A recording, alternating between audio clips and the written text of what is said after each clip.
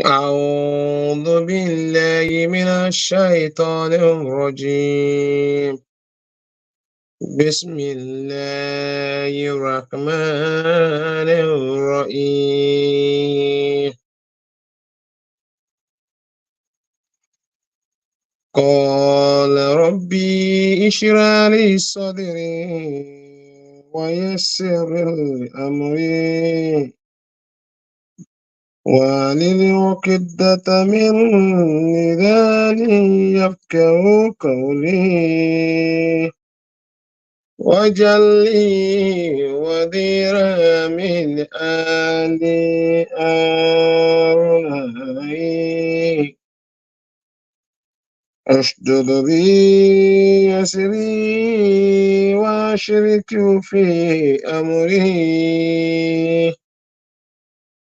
كي نسبحك كثيرا ونشكرك كثيرا إنك كنت بنا بصيرا قال قد أوتيت سؤلك يا موسى بسم الله الرحمن الرحيم وننزل من القرآن ما هو الشفاء ورحمة للمؤمنين والصلاة والسلام على سيدنا محمد وعلى آله وصحبه ومن سلك مسلكه إلى يوم الدين آمين يا الله. Adúpẹ́ fún Ọlọ́run bàbá alékeọlá, ọba wájú, ọba ẹ̀yìn, ọba àárín, ọba òkè, ọba ilẹ̀, ọba ọ̀tún, ọba òsì, ọba àárín méjì. Kò síbi tọ́lọ́run bàbá alékeọlá tí bíbẹ̀ tí ò sí.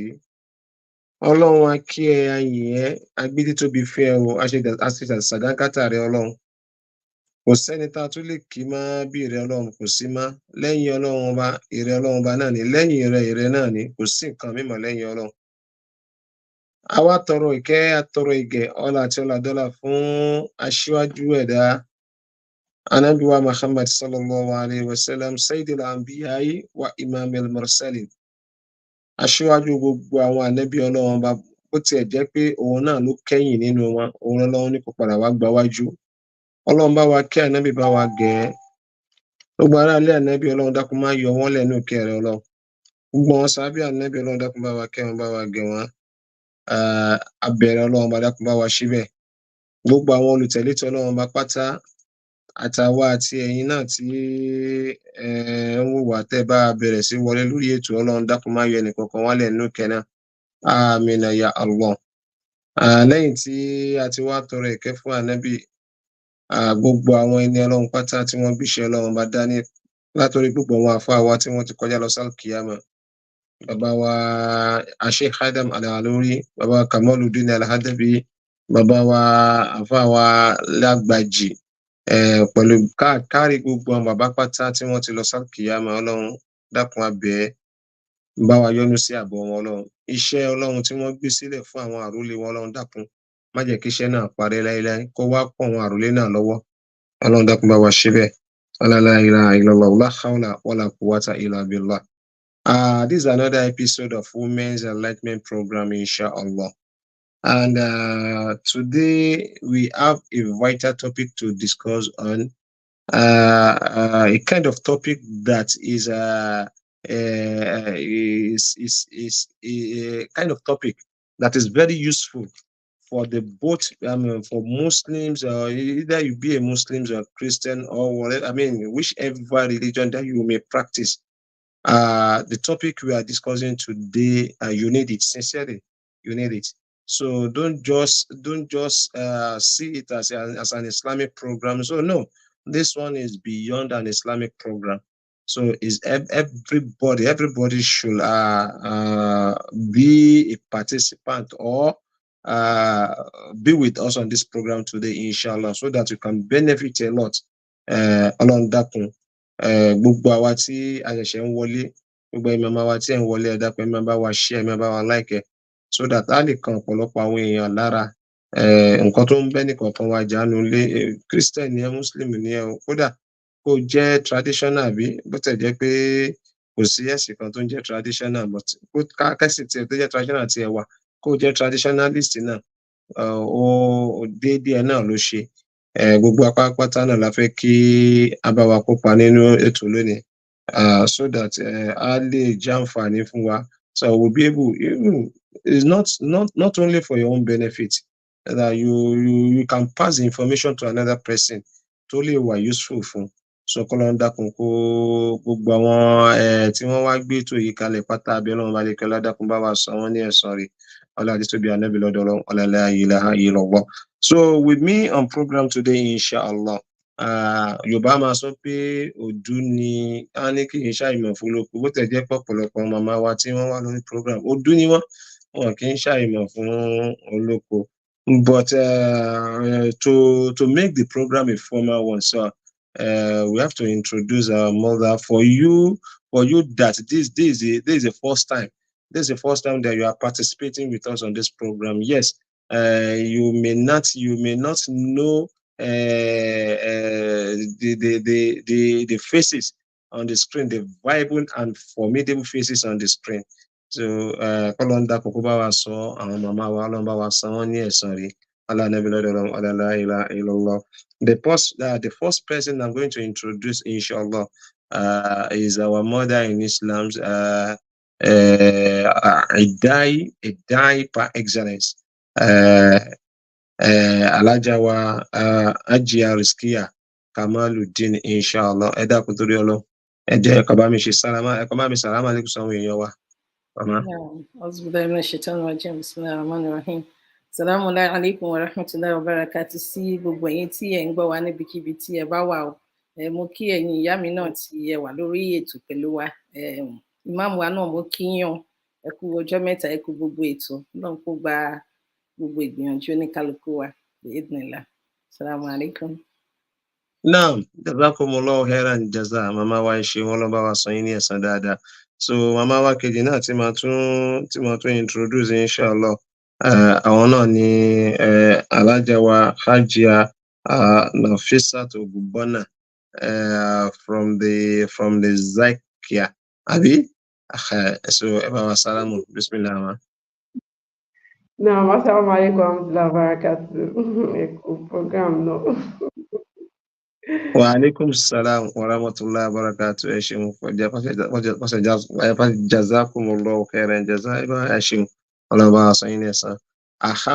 Ọmọ wa àgbà ẹlẹ́ẹ̀kẹta tí màá tún introduce bó tiẹ̀ jẹ́ pé gbogbo apátápátá náà lálejò lórí ilẹ̀ ayé ń bí kò sẹ́nìkan tó jẹ́ onílé lórí ilẹ̀ ayé ń bí ṣùgbọ́n ọlọ́run kan máa ń fi ọwọ́ kan ṣe sábàbí ibì kan náà ni kó tó di pé ìlú máa di ìlú àwọn kan ni yóò kọ́kọ́ tẹ̀dó síbẹ̀ ẹni wọn á kọ́kọ́ débẹ̀ náà tí wọ́n á tẹ̀dó kó tó di pé ìlú náà wá di ìlú àṣù màmá wa náà onílé ni wọ́n kọ́ ló ń dákun kó bá wa sọ wọ́n ní ẹ̀san rẹ̀ àwọn ni wọ́n wà behind the let me call them the pillar that hold this Nasfat trade, one of the pillar ọlọ́run dákun kó bá wa sọ wọ́n ní ẹ̀san rẹ̀ in person of Alhaja Rasheedat Akeochola. So bismillah mama. Ẹ bá wa sálámù. Assalamu alaikum wa rahmatullahi wa barakatuh. Imam, ẹ ti jẹ́ kí n máa wà stressed already. Wa alaikum salam wa rahmatullahi wa barakatuh. Ẹ ṣeun Alhaja. Ẹ ṣeun Alhaja. Ọlọ́ba sọ yín ní ẹ̀san dáadáa. Ọlọ́ba sọ yín ní ẹ̀san rí. Yes, ọlọ́run jẹ́ kẹ́ bá mi tó délé. La hawla wala quwwata illa billah. So in order not to waste much of our time, inshallah, let's just go to the business of today, today's business, inshallah. And the topic we are going to discuss, inshallah, today is something that normally happens to everybody. Yes, we want to have a discussion on stress.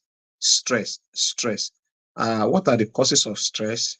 At the same time, what are the consequences of stress?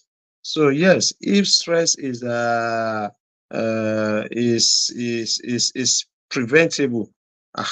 So how can we prevent stress? So those are the points that we are going to have a look on that topic that we call stress, inshallah. So pẹ̀lú gbọ́rọ̀ àwọn màmá wa yìí wọ́n dẹ̀ ti wà níkàlẹ̀ fún wa láti bá wa bójú wo nǹkan tó ń jẹ́ stress, láti bá wa bójú wo dáadáa. Gẹ́gẹ́ bá wa náà ṣe mọ̀ pé Islam ẹ̀sìn tó pé ni ẹ̀sìn tó pé pátápátá ni. Kò sí nǹkan tó wà lórí ilẹ̀ ayé lénìí tí Islam ò tójú bọ̀, tí ànábì ò bá wa fọwọ́ kàn, tí Quran ò sọ̀rọ̀ ń pẹ́, àti tí dórí stress tá à ń sọ yìí. Tó bá ń sọ̀rọ̀ nípa òjíṣẹ́ ńlá ní Muhammad sallam, ànábì sọ pé ànábì ní ad-dinu yusrun, ànábì ní ẹ̀sìn tẹ́ rí yìí ẹ̀sìn tó rọrùn ni, so that ànábì ń tọ́ àlẹ́jẹ́ kó sọ̀rọ̀ fún ẹ pé ẹ̀sìn rọrùn, ẹ má nira yín lára, ẹ má fi ẹ̀sìn yín ẹ má fi nira yín lára. Nígbà tánábì ti sọ bẹ́ẹ̀ lórí ẹ̀sìn, kí ló wá kù? Torí pé ẹ̀sìn náà ló kó gbogbo ìgbésí ayé wa papọ̀, gbogbo nǹkan tó ń jẹ́ ìgbésí ayé pátápátá. Islam gẹ́gẹ́ bí ẹ̀sìn ó ti papọ̀, ó ti sọ di ẹyọ kan fún wa. So tá bá fẹ́ jẹun ni ànábì ti fi lélẹ̀ fún wa bá ṣe lè jẹun. Tá bá fẹ́ sùn ànábì ti fi lélẹ̀, tá bá fẹ́ ṣiṣẹ́ ànábì ti fi lélẹ̀, gbogbo nǹkan tá bá fẹ́ ṣe pátápátá ni Islam ti sọ̀rọ̀ ń pa ẹ̀. So gẹ́gẹ́ bí ẹ̀sìn, so abẹ́ ẹ̀ náà ni stress náà wá sápamọ́ sí, inshallah. So we are going to have a look at the stress conventionally and Islamically, inshallah. Àmọ́ ká tó máa kọ́kọ́ lọ náà, màmá wa alájà wa ajá Nasfat Ògúnbọ́nà, àtọ́rí mo rí pé yes, gbogbo ẹ̀yin màmá wa field yín ni topic tàbí sọ̀rọ̀ yìí. Ṣùgbọ́n mo fẹ́ kẹ́ màmá wa Nasfat Ògúnbọ́nà ni ká tó wọnú ọ̀rọ̀, mo kàn fẹ́ kẹ́ dákun torí Ọlọ́run. Kí ni lugatan, linguistically, and in explanation, both linguistical, both in language and explanation, what can we know? What is stress? Let me put it like that. What is stress? Lédè ni o, nífọ̀síwẹ́wẹ́ ni o, in language and in explanation, what is stress? Okay, أعوذ بالله من الشيطان الرجيم بسم الله الرحمن الرحيم رب اشرح لي صدري ويسر لي أمري واحلل عقدة من لساني يفقهوا قولي. Alhamdulillah Rabbil Alamin. Okay, so Tabani Kawo on what stress is. So stress basically is the body's response to threats. So the threat can be physical threats or imagined threats, maybe like imaginary something. Maybe you are just imagining it is not real. Maybe you are anticipating a stressful situation and you're already thinking about it. So leads to pé kí body ma react, and ways the body fi ma react ni pé èèyàn lè máa sweat, kéèyàn má lè focus sí nǹkan téèyàn ń kà mọ́, cannot concentrate again, you cannot eat very well, èèyàn sùn dáadáa, so all those things. So the nervous system cannot differentiate between physical threats and imaginary threats. So far the person is already under that pressure, the body will react immediately. In fact, the brain will also react by sending signal to some areas of the brain. So they will start to produce different chemicals, stress chemical, and òun ló jẹ́ ká máa ní àwọn symptoms tá à ń ní yẹn, mi ò lè sùn, orí ń fọ́ mi o, ara ń ro mí o. So those are the explanation, chat. Cut it short. Okay. Yes, stress.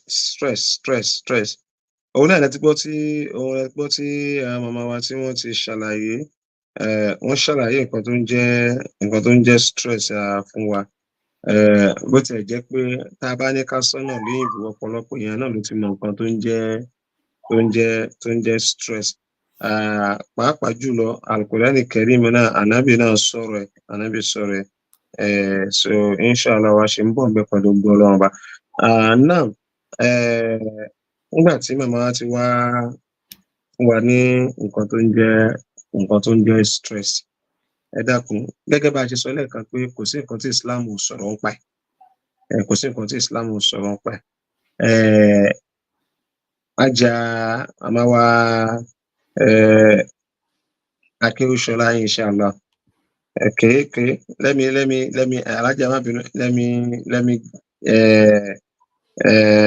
throw the question to Alhaja Oskiya, inshallah. Mama, please, can you give us a brief explanation? Can you give us a brief explanation of the Islamic perspective on stress? نعم، أعوذ بالله من الشيطان الرجيم. بسم الله الرحمن الرحيم. الحمد لله على نعمة الإسلام وكفى بها نعمة، والصلاة والسلام على المبعوث رحمة للعالمين المتمم به النبوة وعلى آله وصحبه ومن والاه. رب اشرح لي صدري ويسر لي أمري واحلل عقدة من لساني يفقهوا قولي. أما بعد، السلام عليكم ورحمة الله وبركاته. lẹ́ẹ̀kan sí o, fún gbogbo àwọn àtàjọ wà lórí ètò àti àwọn tí wọ́n ń gbọ́ wa níbikíbi tí wọ́n ti ń gbọ́ wa náà. Bí àwọn afáwa ṣe sọ fún wa àti gbogbo ẹni tí ọ̀rọ̀ ìsìn bá yé, oore kan ní Islam fún wa, tó ṣe wípé kò sí aspect bí Imam ṣe sọ fún wa lẹ́ẹ̀kan tí Islam ò bá wa dá sí. Ó kéré ni, ó tóbi ni, gbogbo ẹni Islam ti yànnàná fún wa. Alhamdulillah, adúpẹ́ oore Islam, Ọlọ́run kó má yọ ẹsẹ̀ nìkankan wa kúrò ńbẹ̀. Now, tá bá wo stress, bí màmá wa ṣe ṣàlàyé fún wa, gbogbo everybody tó wà láyé, kódà kó ṣọmọdé ni, á ti experience stress at some point in time life. So Islamically, it's seen as part of life. It's a natural part of human experience. tó jẹ́ pé everybody náà ló máa go through ẹ̀ lẹ́kànkan. Challenges lè wà ní so many things. It could be just a test of life. Life itself, according to Islam, is test.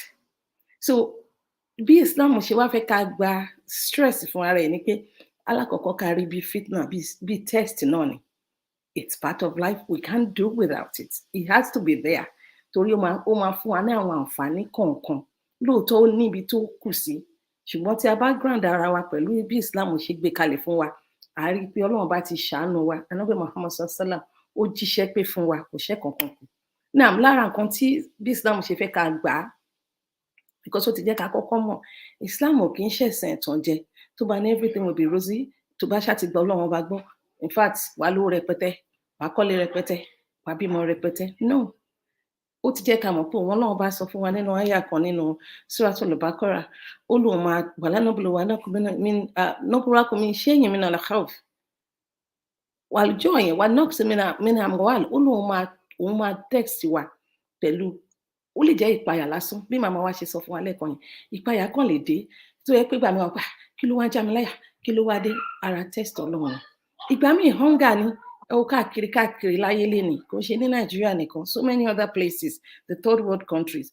Ebi lè dé, even nínú ẹni tó wà nínú ọ̀pọ̀lọpọ̀ ńgbà míì, asáfẹ́rẹ́ lọ́wọ́, a lè lose wealth wa. Ọlọ́run bá sọ pé òun tán wa wò ni. Àwọn ẹ̀mí kan tí wọ́n wà so precious sí wa, bóyá olólùfẹ́ wa ni, bóyá ọmọ ni, bóyá òbí ni, bóyá ọ̀rẹ́ ni, we start to lose them. Ṣùgbọ́n kí ni Ọlọ́run bá lékè ọlá sọ? Islam ó máa ń pé tó bá mílẹ̀ wá tún fàlàyé lè sí fún wa, so that àníyẹ ànígbò, tá bá kúrò ní equilibrium wa díẹ̀, a tún tètè padà wá, because ó ti fi àwọn nǹkan kan grind wa. Kí ni Ọlọ́run bá wa sọ? Àyà yẹn ò tí ì parí o. Ó ní wa bashiril ladhina idha asabathum musiba qalu inna lillahi wa inna ilayhi raji'un. Pé àníṣe àwọn tó yẹ kó máa ṣe sùúrù nígbà tí àwọn nǹkan kan tó lè fa stress nínú life wọn bá dé, tó yẹ pé kó máa ọ̀dọ̀ Ọlọ́run ló ti wọ, ọ̀dọ̀ Ọlọ́run ló padà sí. A rí i pé ó máa grind wa bí Islam ṣe fẹ́ ká mú dáadáa. Another way tí mo rò pé Islam tún fi ṣàánú wa lórí stress, àti tún fi ṣàlàyé ẹ̀ fún wa, tó jẹ́ pé á jẹ́ kó rọrùn fún wa nígbà tó bá dé, àti mọ̀ pé part of life ni. Ọlọ́run ní la yukallifullahu nafsan illa wus'aha. Òun ò ní test ẹ̀mí kan kọjá ń tágbára ẹ̀ bá gbé. Yorùbá máa ń ṣàdúrà, Ọlọ́run má gbé tó jù wá lọ bá wa. Ọlọ́run fúnra rẹ̀ ti sọ, kò sínú àdúrà gan. Gbogbo ohun tó bá ti dé bẹ́ẹ̀ dà, tó bá jẹ́ mùsùlùmí tó mọ̀ pé ohun tó dé iye ọ̀dọ̀ Ọlọ́run bá ní, Ọlọ́run ń dán mi wò lọ́wọ́ ni, a máa grind wa, because Ọlọ́run jẹ́ ká mọ̀ pé part of life ńkọ́, òun ni stress. Kí ni Islam tún wá kọ́ wa nípẹ̀? Ó ní tá bá wá ní gbogbo àwọn stressful moments àbí situations nínú ara wa báyìí, báwo la ṣe lè máa pera wa padà àbí báwo la ṣe lè máa ronú àti ṣẹ́rí padà lára ẹ̀ náà ni pé ká ní that concept of tawakkul ní pé even though trust in the wisdom of Allah mi ò mọ ibi tọ́lọ́run mú mi lọ ó dàbí ká lólùfẹ́ kan ni ká fẹ́ràn tóun náà fẹ́ràn wa tó bá faṣọ bò wá lójú tó mú wa lọ kò fẹ́ fún wa surprise tó ń tì wá lọ ẹ mọ̀ pé àní máa jáyà ní pé mi máa mọ ṣé mo fẹ́ já sí kòtò ṣé mo fẹ́ já sí kinní because a ti mọ̀ pé olólùfẹ́ wa lẹ́ni tó tì wá mú ọba mi ọba alékè ọlá fẹ́ràn wa jù bẹ́ẹ̀ lọ and he has plans for everything for us he has planned ó ti mọ̀ pé tóun bá gbé báyìí ni tóun bá gbé báyìí ni ó dẹ̀ ti mọ̀ wá wọn ló mọ̀ wá so lára àwọn nǹkan tí Islam fẹ́ ká mú jáde lára ẹ̀ ni means of spiritual growth ẹ wo tí stressful situation bá dé tá bá bẹ̀rẹ̀ sí ní dé ẹni tí ò kírun tẹ́lẹ̀ tó bá jẹ́ mùsùlùmí tó ti ń pa ìrun àbí kò kírun lásìkò déédéé kíákíá lápadà so it's a means ọlọ́run máa fi ń draw wa closer nínú ẹ̀kọ́ Islam tá a mọ̀ wo ni pé a bẹ̀rẹ̀ sí ní súnmọ́ Ọlọ́run bá sí tó bá jẹ́ àfikàrò wa là ṣe déédéé tẹ́lẹ̀tẹ́lẹ̀ àbá àfikàrò tí mi ṣe déédéé ni àbí kinní kan ni gẹ́gẹ́ bí mùsùlùmí because tí nǹkan bá dé you look inward you don't start thinking lágbájá kan tàmẹ̀dù kan làkàṣègbè kan you start thinking inward kí ni àwọn ìwọ Ọlọ́run bá wo ni mi ò pé kí n bẹ̀rẹ̀ sí ní pé wọn wà bẹ̀rẹ̀ sí ní kírun lásìkò wà bẹ̀rẹ̀ sí ní ṣàdúrà Ọlọ́run bá tó dẹ̀ fẹ́ràn àdúrà ó fẹ́ràn ká jí ẹ̀bẹ̀ sọ́dọ̀ wọn náà bá so it's a means lọ́wọ́ wa máa fi ń pè wá padà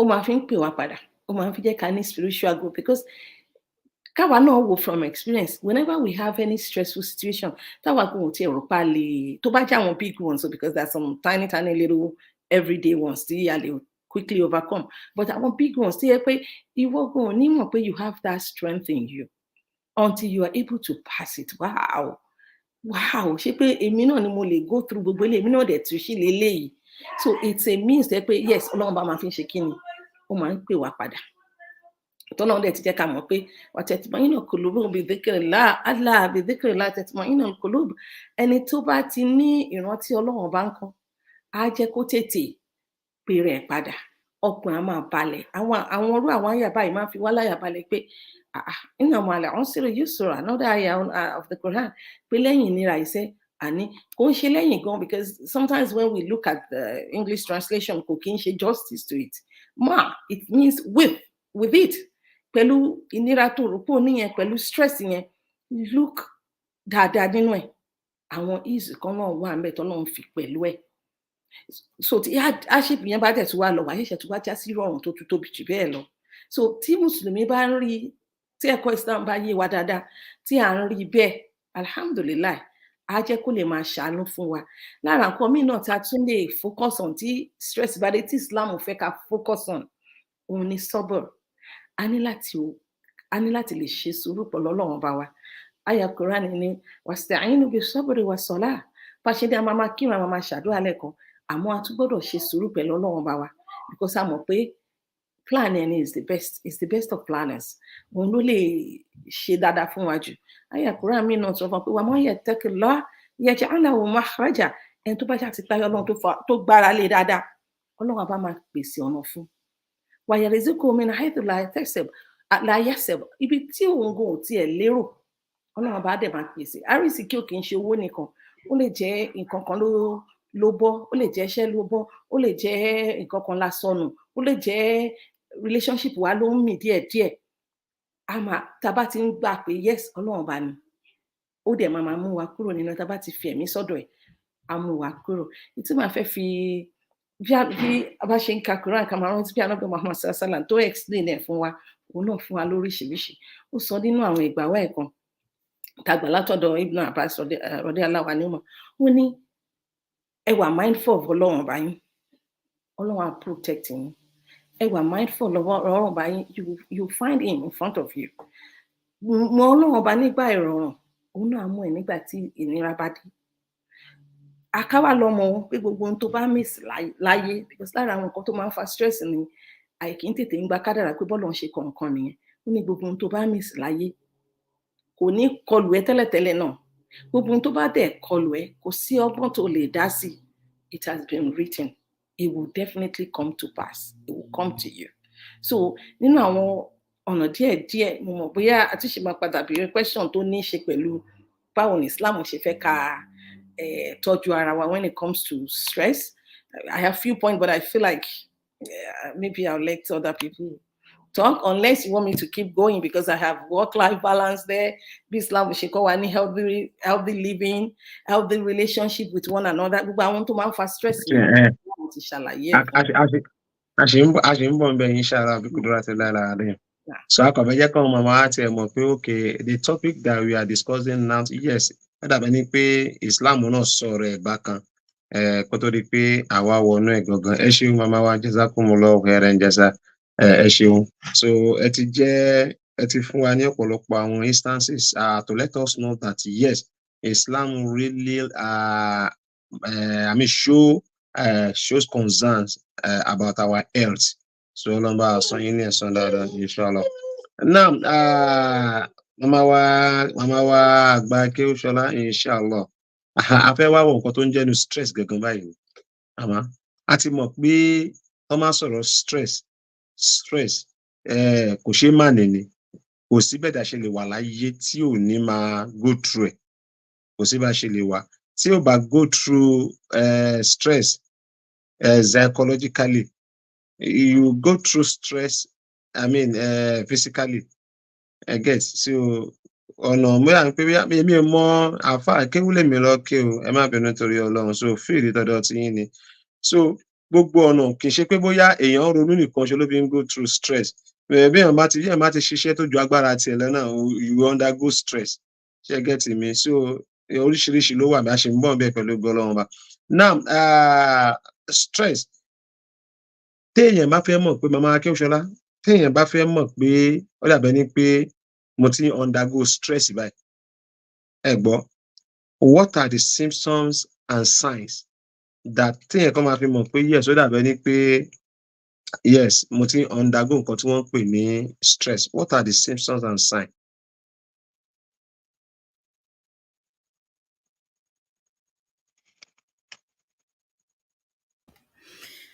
Once again, Assalamu alaikum wa rahmatullahi wa barakatuh. Alhamdulillah, adada halki, alhamdulillah, wazinat arshi, alhamdulillah, rabbil alamin, wa salatu wa salam ala khairi halki, hafdul al-anbiyai, wa himamul mursalin, habibina wa sayyidina wa maulana, Muhammad Rasulullah sallallahu alayhi wa sallam. Bismillahirrahmanirrahim.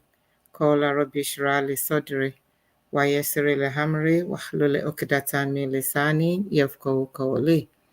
Bismillahir rahmanir rahim. Innaka lam tano. Amin ya Allah. We give glory to Allah subhanahu wa ta'ala for another episode of the program. It is not by our might, it is never by our power. It is by the grace of Allah subhanahu wa ta'ala. Àánú Ọlọ́run náà la rí gbà ní gbogbo ìgbà. Àbẹ̀bẹ̀ káàánú ẹ̀ náà kó má fi wá sílẹ̀ nígbà kankan. Kọ́lọ́run kó gba eléyìí ní ẹ̀sìn fún gbogbo wa tá à ń sọ, àti gbogbo àwọn tí wọ́n ń wò wá, àtàwọn tó tún máa wò ó náà. Kọ́lọ́run kó má dàlú wa láyà, kó má sọ pé òun ò rán wa ń ṣẹ́ o. Ìjà ìlà haúlà wàlà quwwata ìlà billahil aliyyil azim. So ẹni pé kí ni àwọn nǹkan tí èèyàn máa rí, kí ni àwọn nǹkan tí ó máa ṣẹlẹ̀ tí èèyàn fi máa mọ̀ pé èèyàn ti ń undergo stress, signs and symptoms of stress. Stress bí sister mi ṣe sọ lẹ́ẹ̀kan, wọ́n ní pé reaction ni to challenges, to situation. So wọ́n sọ pé tí stress bá ṣẹlẹ̀, oríṣiríṣi nǹkan ló máa ṣẹlẹ̀. Téèyàn bá ti ní stress, ó ní àwọn chemical reactions kan tó máa ṣẹlẹ̀ nínú body bí wọ́n ṣe sọ yẹn, because challenges yẹn or situation yẹn or external stimulus yẹn ó máa jẹ́ kí àwọn chemical reactions kan kó ṣẹlẹ̀, ó máa jẹ́ kí body kó release àwọn hormones kan, àwọn major hormones tó dẹ̀ máa release yẹn. We have the epinephrine, we have the norepinephrine, we have the cortisols. Those are the major ones tí stress tó máa release sínú body. So àwọn máa jẹ́ kí gbogbo body yẹn kó máa ṣe iṣẹ́, because ó fẹ́ prepare body yẹn for either flight or fright. So bóyá kó dúró ni àbí kó sá ni, So for instance nísìnyí irú àwọn nervous system reactions yẹn ló jẹ́ kéèyàn mọ̀ pé òun máa sáré slam brake mọ́tò òun kó má lè hit mọ́tò tó wà ní iwájú òun. So àwọn actions téèyàn máa rí nìyẹn. Irú situation yẹn bẹ́ẹ̀ yẹn èèyàn ti wà exposed sí external stimulus kan téèyàn ní láti react sí immediately so that kí adverse effect kó má ṣẹlẹ̀. So those are natural stress téèyàn ní tó jẹ́ pé kò sí individual kan tí ò ní go through ẹ̀. So tí gbogbo àwọn chemicals yìí bá ti wá ń release toríṣiríṣi ti ń ṣe, so ó di dandan kí body náà react sí àwọn chemicals tó kàn fire lórí èèyàn. So ara ẹ̀ ní pains máa wà, èèyàn lè bẹ̀rẹ̀ sí ní ní àwọn body pains, muscle pains, arthritic pain. Ó lè má jẹ́ òun ló máa fa àwọn situation yẹn o, but ó máa exacerbate existing condition nínú system ara èèyàn. Bóyá ẹni tó ti ní arthritis tẹ́lẹ̀tẹ́lẹ̀ àbí èèyàn tó ti ń suffer from something like fibromyalgia, bóyá ó máa ní muscle pain tẹ́lẹ̀tẹ́lẹ̀. So tí stress bá ti wọ̀ ó máa aggravate gbogbo àwọn symptoms yẹn. Pain yẹn lè wá pọ̀ gan, bóyá intermittent ní tẹ́lẹ̀tẹ́lẹ̀ ó lè wá continuous for a little while tó jẹ́ pé kò ní relieve ẹni yẹn. So those are physical signs téèyàn máa rí. Èèyàn lè máa ní headache kó jẹ́ pé orí kan ń fọyàn tí ò nídìí, tí ò ní tí ò ní cause kan. Èèyàn lè má lè sùn, èèyàn lè máa jẹun jù, èèyàn dẹ̀ tún lè má lè jẹun. So èèyàn lè bá jẹ́ àwọn tó bá mutí àbí tó bá ń ṣe, so wọ́n lè máa bẹ̀rẹ̀ sí ní ṣe gbogbo àwọn nǹkan yẹn in excess. Èèyàn lè sùn jù, èèyàn dẹ̀ lè tún má rorun sùn. Èèyàn lè máa ní chest pain, èèyàn lè tún máa ní difficulties breathing, oríṣiríṣi àwọn nǹkan oríṣiríṣi yẹn because àwọn hormones kan ti ń fire nínú body system èèyàn tó jẹ́ pé èèyàn láti react sí. So physically téèyàn bá dẹ̀ ti ń react sáwọn yẹn, èèyàn lè máa feel tired, èèyàn dẹ̀ tún lè wà tún máa overwork rẹ̀ kó tún máa ṣiṣẹ́ jù kó má lè jókòó. Èèyàn lè má lè concentrate. Those are the cognitive aspects of it. You may not be able to concentrate. You may not be able to remember àwọn nǹkan tẹ̀ ń ṣe. Èèyàn lè gbàgbé nǹkan kó má máa rántí ẹ̀, kó sọ pé òun fẹ́ ṣe nǹkan nísìnyí kó má rántí, the next minute ó ti gbàgbé pé mo máa sọ pé mo fẹ́ ṣe nǹkan báyìí. So gbogbo irú àwọn chemicals yìí náà ó máa jẹ́ kí blood pressure èèyàn ó máa high, heart rate èèyàn ó máa high, blood glucose èèyàn ó máa high. So ṣe mọ̀ tí gbogbo àwọn nǹkan yẹn bá dẹ̀ ti ń high tó ti ń high tí ò balance mọ́, so ó di dandan kí àwọn nǹkan ìmíì tó ti wà nínú àgọ́ ara tẹ́lẹ̀tẹ́lẹ̀ tí ò ráyè yọjú síta ó máa yọjú síta. Èèyàn lè ní GI problem kó jẹ́ pé stomach upset, ó lè má lè lọ sí bathroom, ó dẹ̀ tún lè lọ jù, you understand. Then èèyàn tún lè ní intimacy gan, ó lè má farasí kó má ó lè affect intimacy èèyàn pẹ̀lú partner èèyàn náà. You get tired easily, ó máa affect immune system èèyàn. Wọ́n bá dẹ̀ ti ara nǹkan tí wọ́n dẹ̀ lè fi fight disease náà ni kéèyàn ní very good immunity.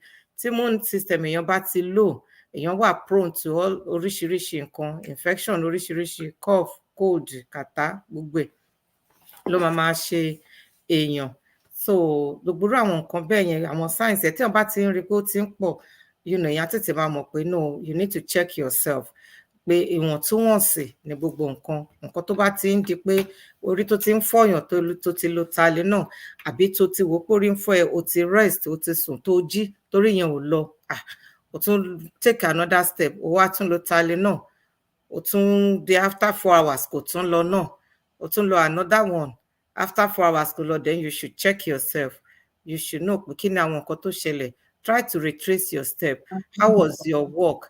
Báwo ni iṣẹ́ ṣiṣẹ́ wà stressful ni, àbí ṣé nǹkan kan ń bother ẹ ni, ṣé owó ni, àbí ṣé nǹkan kan ni, àbí wà tí partner ẹ̀ gan lẹ ní misunderstand. So you start to probe further, but why this headache tó ń ṣe tí ò lọ yìí? If you are not the person that is suffering from migraine headache, we know that people tó ní migraine headache máa take wọn ní time, wọ́n dẹ̀ ti mọ àwọn nǹkan tí wọ́n máa ń lò àti mọ bọ́n ṣe máa ń manage fúnra. But if apart from that, ẹ ti wá rí pé ó ti ń kọjá yẹn, then you should know that pé ó dàbí ẹni pé stress ó ti ń wọlé. So you need to slow down, because too much of everything is bad.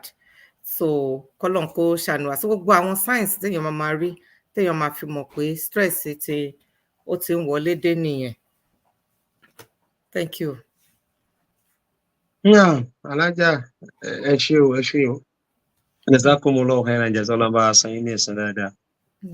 Wọ́n ti jẹ́ kó yé wa nípa àwọn symptoms, the signs téèyàn máa ń rí nínú stress. Alájà ká tó move kó ń bẹ̀ ẹ dákun mo kàn fẹ́ béèrè question kan kó lè yé àwọn èèyàn wa.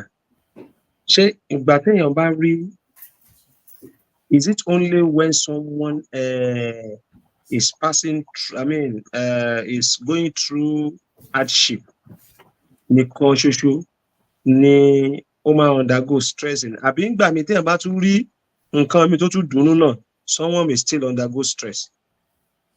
Like we rightly said, stress is a reaction to any situation. It may be positive situation, it may be negative situation.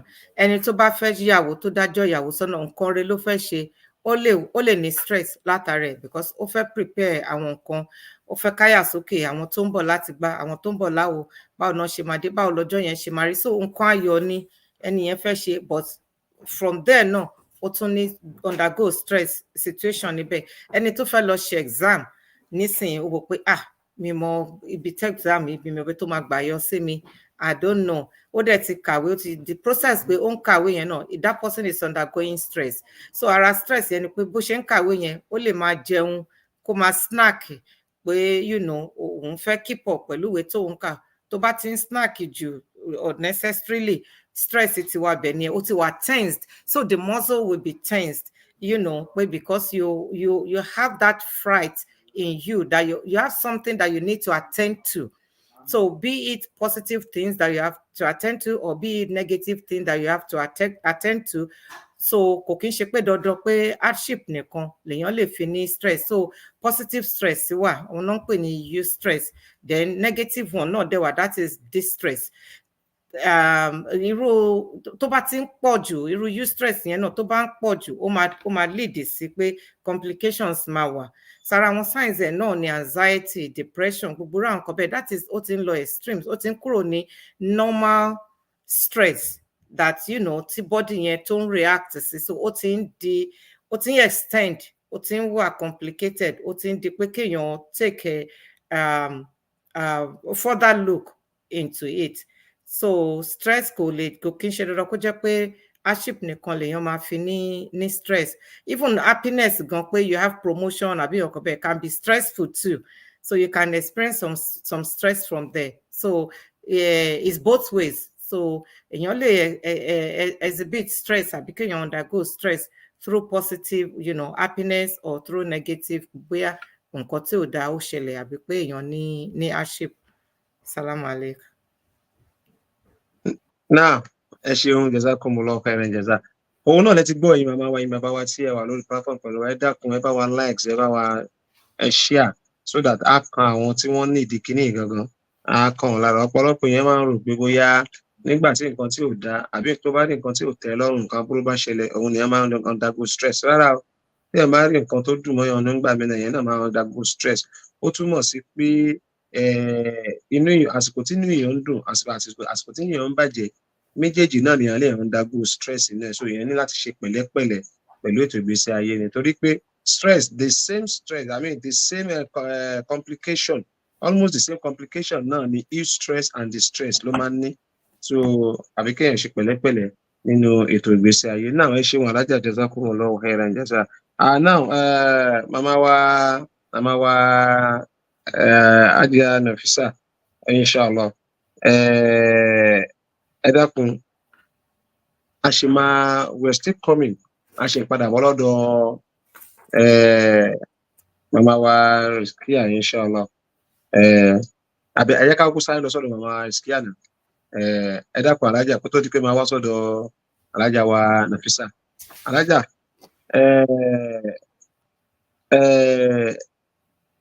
a kọ́kọ́ dúró, because the program now, nǹkan tá à ń sọ nípa ẹ̀ ni pé women's enlightenment program ni à ń ṣe. Check it. So though ẹ máa bá wa sọ̀rọ̀ nípa stress in general, but before then wọ́n ti sọ wọ́n ti jẹ́ kó yé wa bí stress bó ṣe béèyàn ṣe undergo stress bó ṣe rí symptoms sign gẹ́gẹ́ ká wá sọ ètò wa kan àwọn obìnrin gangan torí pé ètò obìnrin là ń ṣe ọ̀pọ̀lọpọ̀ ibi tí àwọn obìnrin àwọn màmá wa tí wọ́n ti ń bá rí stress lọ́wọ́lọ́wọ́ ń sìn kò ju ìdí business wọn lọ and family issue again obìnrin because obìnrin mind obìnrin wà flexible àwọn ọkùnrin tẹ̀ ṣe rárá gbà tọkùnrin bá ń undergo stress ẹ̀mí wá sì yí díẹ̀ á lè rárá gbà dáadáa but ọ̀pọ̀lọpọ̀ obìnrin agbára wọn ò gbé agbára wọn ò gbé stress ẹ̀mí tàwọn ọkùnrin tó dẹ̀ yí yẹn náà òun ló ń jẹ́ kọ́pọ̀lọpọ̀ wa máa sáré wọnú sáré o ọlọ́mọ ẹ̀ ti jẹ́ káwà fọjọ́ ọlọ́jọ́ lọ báyìí torí pé ọkùnrin ni wá agbára wa gbé stress yẹn òun lọ́pọ̀lọpọ̀ ọkùnrin fi ń sáré wọnú sáré Ọlọ́run dákun ṣàánú àwọn ọkùnrin náà ni so ẹ jẹ́ ká sọ̀rọ̀ nípa ètò affect àwọn obìnrin gangan so báwo ni stress báwo ló ṣe ń affect marriage and then irú àwọn type of stress wo la ní nínú marriage. Naam. Bismillahirrahmanirrahim. Naam, bẹ́ẹ̀ ṣe sọ stress tó máa ń wà nínú marriage ó pé oríṣiríṣi sources tó dẹ̀ ti máa ń wá náà ọ̀tọ̀ọ̀tọ̀ ni wọ́n gbà mí then àwọn nǹkan tó máa ń manifest àwọn nǹkan tó máa ń gbé jáde náà wọ́n tún máa ń yàtọ̀ síra wọn so màá kọ́kọ́ lọ láti very very first one which is financial stress tó máa ń wà nínú marriages nígbà míì tí marriage bá tí ìfẹ́ wà láàrin àwọn méjèèjì tí wọ́n jọ fẹ́ràn ara wọn ṣùgbọ́n gbèsè wà ńlẹ̀ bóyá gbèsè wà lọ́rùn ọkùnrin ni àbí gbèsè wà lọ́rùn obìnrin ni especially fáwọn tá à ń gbé ní western world bóyá student loan bóyá credit card bóyá car loan bóyá medical bills ó máa ń mú stress dání ìgbà míì budgeting conflict tó yẹ pé wọn kì í lè jọ sọ pé ok jẹ́ ká jọ agree àbí ká disagree lórí owó tá fẹ́ ná lórí eléyìí iye tá fẹ́ save lélẹ̀ tí ọkọ àti ìyàwó bá ti lè ní àjọsọ àbí àmọ̀ràn tó gúnrégé lórí wípé ẹ jẹ́ ká náwó ilé síbi tẹ́nìkan bá ti ń rẹ́ nìkan gẹ́gẹ́ àpàlà alájú ẹwà dúró nǹkan tó fi ṣe lè ajíyá mi yìí ò ní ọlọ́run jẹ́ kéèyàn rí nǹkan kan mú délé pẹ̀lú ẹni yìí so àwọn orúkọ bẹ́ẹ̀ máa ń fa stress àbí gbà mí kẹ̀lẹ́ lọ́ndà financial stress náà ó lè jẹ́ unexpected expenses lásán ni pé wọn ò tiẹ̀ ronú ẹ̀ tẹ́lẹ̀tẹ́lẹ̀ it could be medical emergency it could be bóyá car repair it could be any unplanned ìnáwó tán bá ṣe tí wọn bá ṣe sùúrù pẹ̀lú ra wọn amúkànra dání amú stress dání another type of stress tó wà nínú marriage is communication stress which that one lè stress ẹ̀ tán stress in another meaning now àwọn ọ̀rọ̀ méjì tó máa ń ní yàtọ̀ lè stress ẹ̀ tán in the sense pé lè yànnàná ẹ̀ tán communication stress is huge nínú marriage is either a lack of communication or poor communication or misunderstanding bí àṣà wọn kan wá ní communication is not the same thing as understanding sometimes people talk but àtọkọ àtìyàwó lè read the fine line between those grey areas so misunderstanding máa ṣẹlẹ̀ nígbà tí ọ̀rọ̀ wọn bá yẹra wọn bóyá wọ́n ti ní intention pé nǹkan tó mean pẹ̀lú ọ̀rọ̀ tó sọ ní àbí wọ́n ní intention tó dá sí nǹkan tí wọ́n misinterpret intention partner wọn àbí spouse wọn that could be stressful on its own and it could be lack of communication sometimes ó yẹ kó ti mọ̀ pé nobody is a mind reader àtọkùnrin ni àtobìnrin ni kò sí mind reader lóòótọ́ tá bá ti bára wa ń ṣe o tó àti pé wàá máa mọ̀ pé àtọ́ bá ṣe báyìí bóyá nǹkan báyìí tó bá ṣe báyìí gbà míì bóyá òun ní nǹkan míì tó ń rò lọ́kàn tí ò fọkàn sí so àwọn yẹn náà máa ń fà gbà míì tá a bá share feelings wa àṣàlàyé pé àbáyé mo ṣe ń feel àbí a máa accuse ara conflict resolution gbà míì àti ẹ̀mọ́ báwọn lọ ṣe ń parí ìjà lókè àwọn àtẹ̀yìn ẹ̀yìn máa ń jà òkè tó yẹ ọ̀rọ̀ bá tiẹ̀ lọ báyìí la ṣe máa sọ instead of báyìí lẹ́jẹ́ like kéèyàn máa accuse èèyàn rather than saying conflict resolution tẹ́ bá ṣe nǹkan báyìí ló ṣe máa ń jẹ́ kí n feel if you do this is how I feel when you do this irú àwọn communication conflict resolutions kìíní bẹ́ẹ̀ náà máa ń fa stress nígbà tí wọ́n bá mọ báwo làwọn ṣe jọ fẹ́ ṣe nígbà míì it could be work related stress bàbá ti lọ látàárọ̀ àbí ìyá ti lọ látàárọ̀ long hours lẹ́nìkan ṣe short hours ó ti délé before ẹni tó ṣe long hours adé á tún bẹ̀rẹ̀ sí ní ṣe àwọn nǹkan míì nínú ilé àwọn orúkọ bẹ́ẹ̀ máa ń fa stress tó pọ̀ tí wọ́n bá ní ìjọba ran ara wọn lọ́wọ́ and ìgbà míì is actually job insecurity míyà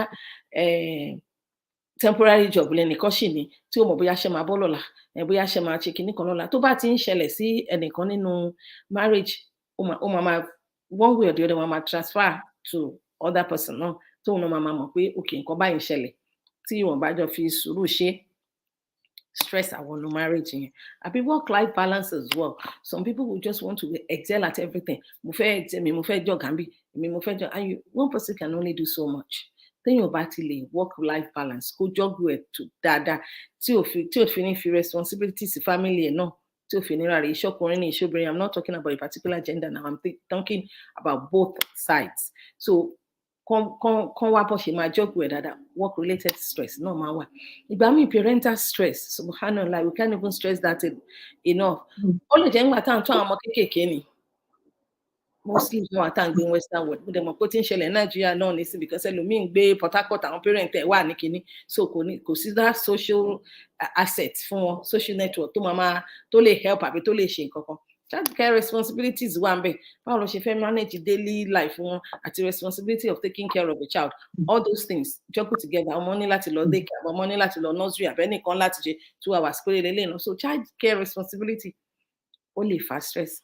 Parental style that's another stress because bàbá bọ̀ pé ọmọ yẹn ó yẹ kó ṣe kíni ó yẹ kó jẹ gbá ó yẹ kó ṣe kíni ìyá lè mọ̀ pé ó tí ìlú tó yàn lájí a lè kàn sí bá ó ti gbọmọ ìjẹ́ ó dẹ̀ lè já lájí náà ní the other way because ọkùnrin mi náà fọwọ́ rọmọ lórí so tí parental style ọkọ àtìyàwó ò bá jọra wọn tí wọn dẹ̀ find the common ground that's another stress on it so because a máa disturb ọkàn ilé a máa disturb ọkàn títọ̀ or sometimes when under parental stress náà tí wọ́n bá ní ọmọ tó ní special needs tí ọmọ bá ní special need ẹ mọ̀ pé ìtọ́jú ọmọ tó ní special need exceptional kid ó tún yàtọ̀ sí every regular one bóyá ọmọ tó ti dàgbà ní tán dẹ̀ ní láti máa gbé bóyá ọmọ tí all those things òun náà lè fà all these medical conditions and all that stuff ara parental stress ló wà.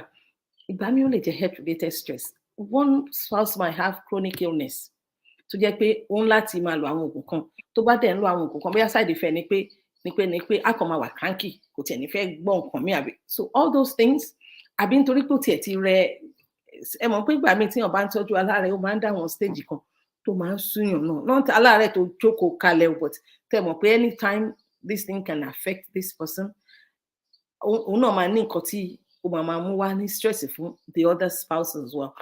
Ìgbà míì kẹrẹ mental health ni bí spouse ń deal pẹ̀lú depression àbí anxiety àbí addiction I shy away from things that are real because sometimes we want to gloss it. People Muslim and all that. Even Muslims get into things that they're not supposed to get into. So, so all these things can actually happen. You'll be amazed. Aging máa ń fà á tí àgbàlagbà bá ti bẹ̀rẹ̀ sí pé ìyá kíní kan á kàn máa nága ara wọn nági tó bá nága ilé àgbà stress tọ̀hún náà wá dẹ́sẹ̀ máa pa ṣé alájí àtàlájà ṣé kò yẹ kó ti yé wọn láti jọjọ́ ìní but ìgbà míì the challenges of not being able to do things tí wọ́n pé wọ́n lè ṣe fún ara wọn tẹ́lẹ̀tẹ́lẹ̀ so ìyẹn náà lè fà ilé tó tún ṣe gbòógì inú ẹ̀ bóyá bíi sexual stress ìsádà pé ẹnìkan fẹ́ ṣe lọ́kọláya ju ẹnìkan lọ ẹni tí kò rí nǹkan tó yẹ kó òun ṣe á wà stress ẹni tí wọ́n ti fi ń lọ jù náà òun náà wà stress eléyìí ti pọ̀ jù àkóṣe wá le tó báyìí so common ground kí stress bá máa wọ inú ẹ̀ ó dẹ̀ lè jẹ́ sexual dysfunction tó jẹ́ pé bóyá ọkùnrin ni ó sì jẹ́ pé obìnrin náà ni tí wọ́n bá tètè mójútó á fa stress àbí kí ẹnìkan máa kọjá àyè lọ kó máa tàpá sọ̀rọ̀ Ọlọ́run ọba when it comes to relationship ọkùnrin àti obìnrin. Hey, that really sọ tí mo mọ̀ pé all of us will agree on in family and in-law stress. Sometimes agreement pé báyìí láwa ṣe ń ṣe ní ọ̀dọ̀ tiwa tẹ́ni tó dẹ̀ ń bọ̀ fẹ́ gbà pé eléyìí ò make sense lọ́dọ̀ ibi tẹ́mi tiwa báyìí kọ́ làwa ṣe ń ṣe tí ó dẹ̀ ní ọgbọ́n tó máa fi wò pé I don't have to have conflict with them. I don't have to takò wọn lójú ṣé báyìí fẹ́ ṣe tó bá lọ tán àṣebàṣe fẹ́ ṣe nínú ilé wa so disagreement láàrin in-laws abàfà tension so òun náà máa fa stress àbí àwọn family expectations gan kí wọ́n ti wò pé wọ́n á kàn put pressure kan lórí even ó lè jẹ́ ọkọ ọmọ wọn gan ni pé àwọn ọkọ ọmọ àwọn bákan ni wọ́n ṣe gbọ́dọ̀ máa ṣe àbí ìyàwó ọmọ wọn bákan náà ṣe gbọ́dọ̀ máa ṣe family expectations yẹn lè ti pọ̀ jù. Wọ́n lè ní pé báwo àwọn ọmọ yẹn gan, you know, grandchildren, we want them to be blah blah blah. Wọ́n máa gbàgbé pé àwọn ti tó àwọn tí wọn, káwọn tí wọ́n bí tiwọn náà kan ṣe kiri, kí wọ́n tọ́ tiwọn, but they still want it their way. It could be either way. Tàbí gbà mí àwọn míì tán máa ń tí blended families náà bá tún wà tó jẹ́ pé bí ọkọ ti láwọn ọmọ tiẹ̀ tẹ́lẹ̀, ìyàwó ti láwọn ọmọ tiẹ̀ tẹ́lẹ̀, one way or the other, you know, wọ́n reroute, wọ́n padà wá fẹ́ ara wọn. If care is not taken, àwọn tó ń jẹ́ stepchildren àti bóyá ex-partner tó ṣe ń bára wọn fà wàhálà, if care is not taken, a máa cause stress láàrin even these two new people that have just come together within the marriage. Ìyẹn náà a máa fà wàhálà díẹ̀díẹ̀, you know, àbí kíkan máa wò pé torí pé ìyá àwọn ọmọ yẹn ò sí níbí kò tọ́jú àwọn ọmọ yìí dáadáa, àbí bàbá yìí ó kanra àwọn ti tèmi kò ṣe bó ṣe ń ṣe pẹ̀lú àwọn tiẹ̀. So all these things, if we do not talk about them, like wọ́n ṣe sọ pé communication yẹn is kókó ni. Báyìí ni ilé ṣe rà, bẹ́ẹ̀ dẹ̀ kọ́ nǹkan tí mo dẹ̀ rò ní o, àbí báyìí ni mo dẹ̀ ṣe rò bí o. So stress kan ni, emotional stress, you know, personal growth ẹlòmíì ó ti wò pé mo ti kọjá bí ìgbà tá a kọ́kọ́ mọra tá a jọ ń ṣe, èmi ò ṣẹ̀sìn kan lọ títí díẹ̀díẹ̀ ni, eléyìí dẹ̀ ti ń pọ̀ jù, kí ló dẹ̀ di aláàjì ká máa lọ sásàlà tó lọ sí ọ̀sẹ̀, àjọ sign yẹn o. So ìgbà míì aspiration àti goals, the personal goals ẹnìkan àti higher than the other person, and if care is not taken, pé kájọ fọwọ́ wẹwọ́ kájọ gbéra wa sókè bẹ́ẹ̀ yẹn, a máa fa stress. Ó lè jẹ́ major life changes as well, pé you know, we move from one country to the other, even from one community to another community. It could cause stress on its own. You know, life transitions anything can happen. Ìgbà míì tán bá feel pé àwọn wà supported enough within the community, you know, that could cause stress. As well, like social stress, not too ambe. Bóyá ní ìjọba tẹ́ ń lọ, bákan náà ṣe ń ṣe, bákan náà ṣe ṣe. The peer pressure, ó wà fàgbàlagbà náà. It could cause stress. Time management nínú kíní kan máa lè wò pé social activities, ní party ọ̀la party, ọ̀la lọ síbi kíní, ọ̀tún lọ síbi kíní. If the spouses tí wọ́n bá lè jọ agree upon irú nǹkan bẹ́ẹ̀ yẹn, that's a social stress, because the expectation is there from the social circle, and then the stress is actually coming back to the family, because ẹnìkan wò pé ẹnìkan ó ti ń ṣe ju bóun ṣe rò pé àwọn ṣe máa ṣe lọ, tàbí trust tàbí security stress nígbà míì náà. Tí a bá ti ń doubt ara wa, tí kò sí trust ń bẹ mọ́, tí honesty ẹnìkan ti ń wà doubted, all those things, àbí even security concerns, worries about báwo ni future wa ṣe fẹ́ wà stable, ṣé relationship ṣe kò máa go into fẹ́fẹ́ lọ sórí ṣánpọ́n báyìí, gbogbo wàhálà tá à ń fẹ́ lọ jẹ́ mẹ́ta, even though it might be imaginary things, kò ṣe pé nǹkan tẹ́ni yẹn ń rò ní ọkàn àbí tẹ́ni kejì ń rò. So all those things will come under the stress. Yẹ pé tí èèyàn ò bá fura sí kó kàn pera wọn jókòó kàn para wọn sọ kàn yànnà náà dáadáa, all this stress could affect marriage, and we can continue to list, but kọ́lọ́run bá nínú àánú ẹ̀ kó ṣàánú gbogbo wa. That would be my submission. Wallahu a'lam. Alhamdulillah rabbil alamin. Ẹ ṣeun màmá wa Alhaja Rizkia, ẹ ṣeun, jazakumullahu khairan jaza. Wọ́n bá sọ̀rọ̀ nípa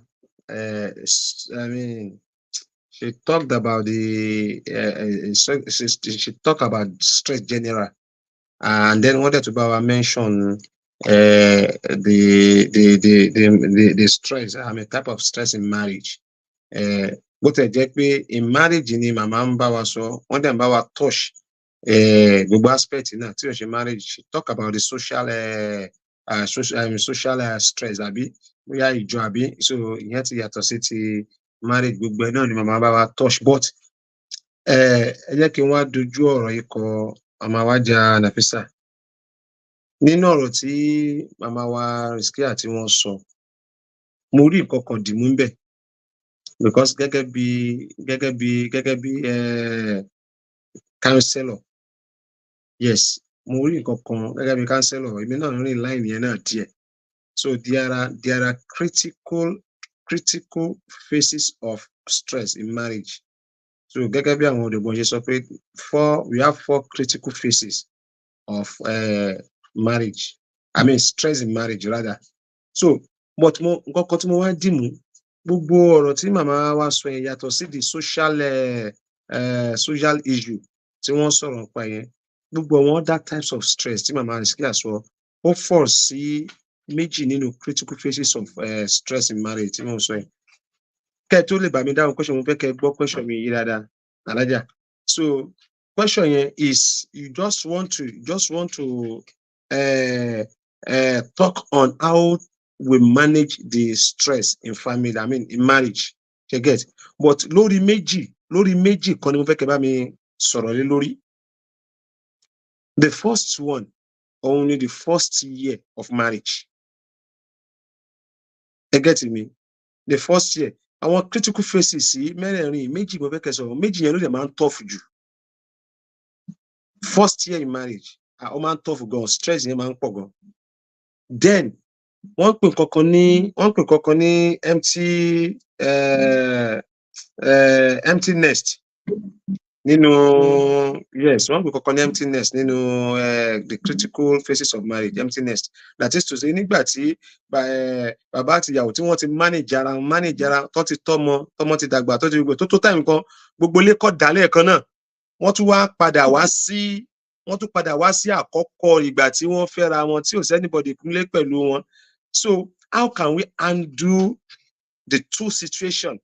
So ká fi sọ̀rọ̀ nípa how to manage the stress in marriage. Ẹ ṣeun. Okay. A'udhu billahi minash shaitani rajim. Bismillahir rahmanir rahim. Okay. So gẹ́gẹ́ bí ẹ ṣe sọ pé àwọn critical phases in marriage, the first one náà lẹ mention yẹn.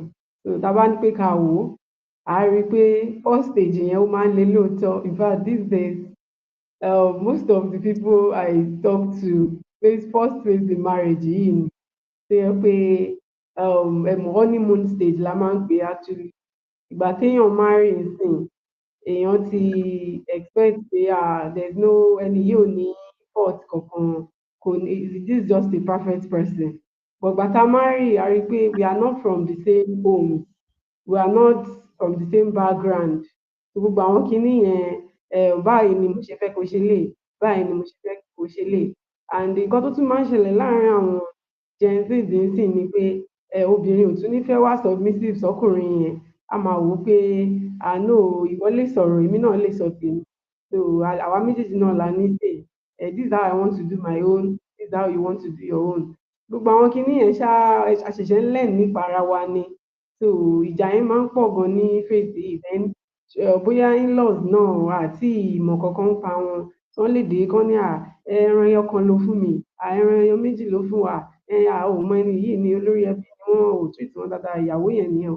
So wọ́n ṣáà wọn tí mọ̀ kankan nípa ara wọn. So they are still learning about each other, the husband, the in-laws, the wives and all of that. So àwọn time yẹn nǹkan yẹn stress máa ń pọ̀ fún obìnrin àtọkùnrin. Though obìnrin máa ń rò pé òun nìkan lòun go through stress, but ẹ bá meet ọkùnrin yẹn náà, òun náà máa sọ fún yín pé èmi gan bí mo ṣe wà yìí orí fọ́ mi because everyday a kàn ń jà ní gbogbo ẹsẹ̀ because mi mọ̀ pé bí marriage ṣe rí lélẹ̀, even though they are sweet part of it too, but kò sí kí individual difference yìí máa jẹ jáde. So kí làwọn nǹkan tá a wá lè ṣe tá a lè fi manage stress yẹn? So alákọ̀ọ́kọ́ ń bẹ̀, we need to actually learn about each other. Like I need láti mọra wa dáadáa because tí a bá mọra wa, èmi ń sìn mí ní self awareness, I don't know myself. The other person náà kò mọ̀ kankan nípa rẹ̀. And the learning about each other has to start from my thoughts.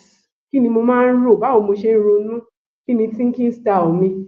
Ẹlòmíì ìgbà tí láti kékeré ẹ̀, láti childhood ẹ̀, ó ti ní bọ́n ṣe máa ń ronú because tí èèyàn bá gbé pẹ̀lú àwọn èèyàn kan, bóyá àwọn parent èèyàn for instance, wọ́n ti insert ways of thinking sórí èèyàn because èèyàn ò gbé bọ́n ṣe ronú wá látọ̀run. So ọ̀dọ̀ àwọn òbí èèyàn lèèyàn ti kọ́, àbọ́dọ̀ àwọn ọ̀rẹ́ èèyàn ìgbà téèyàn wà ní school, àbọ́dọ̀ àwọn teacher àbí social media àbí online space. So you've learned how to think from all these people. So at the end of the day, téèyàn bá wá marry ní ẹni tí ò mọ how to have healthy thinking about people, èèyàn yẹn kàn máa rí pé òun ní issues pẹ̀lú ọkọ òun àbí ìyàwó òun because ọ̀tọ̀ ní bóun ṣe máa interpret nǹkan, ọ̀tọ̀ ní bí ọkọ yẹn ṣe máa accept ẹ̀. So ó fi jẹ́ pé ẹni yẹn gbọ́dọ̀ ní self awareness pé bí èmi ṣe ń ro nǹkan lélẹ̀, òfin ṣe ń ro yìí o, ó lè má jẹ́ ìgbà pé so nǹkan tí mo rò yẹn kí n má sáré pé ẹ̀ẹ́dẹ̀ pé èèyàn látàtàárọ̀, ó lè jẹ́ pé ẹni yẹn busy, ó lè jẹ́ pé ẹni yẹn nǹkan kan ló ṣẹlẹ̀, but tí èèyàn bá ń try láti mọ̀ pé ó dàbí pé mo máa ń láwọn thinking errors kan, so wá máa jẹ́ kí suppress the impulse to talk yẹn pé wo jẹ́ kí n gbọ́ from the other person, má yẹ kí n máa bẹ́ kó má lọ tún dìjà. So that is the first thing. So èèyàn gbọ́dọ̀ ní self awareness nípa bí mo ṣe ń ronú. Then ẹlẹ́ẹ̀kejì ni pé èèyàn gbọ́dọ̀ ní self awareness nípa bí mo ṣe ń manage emotion, báwo ni mo ṣe máa express the emotion, báwo mo ṣe máa ń react. So ẹlòmíì tí ó bá ń go through tó bá wà ní under stress bẹ́ẹ̀ yẹn, ó máa ń change bẹ́ẹ̀ ni ẹ ṣe máa react.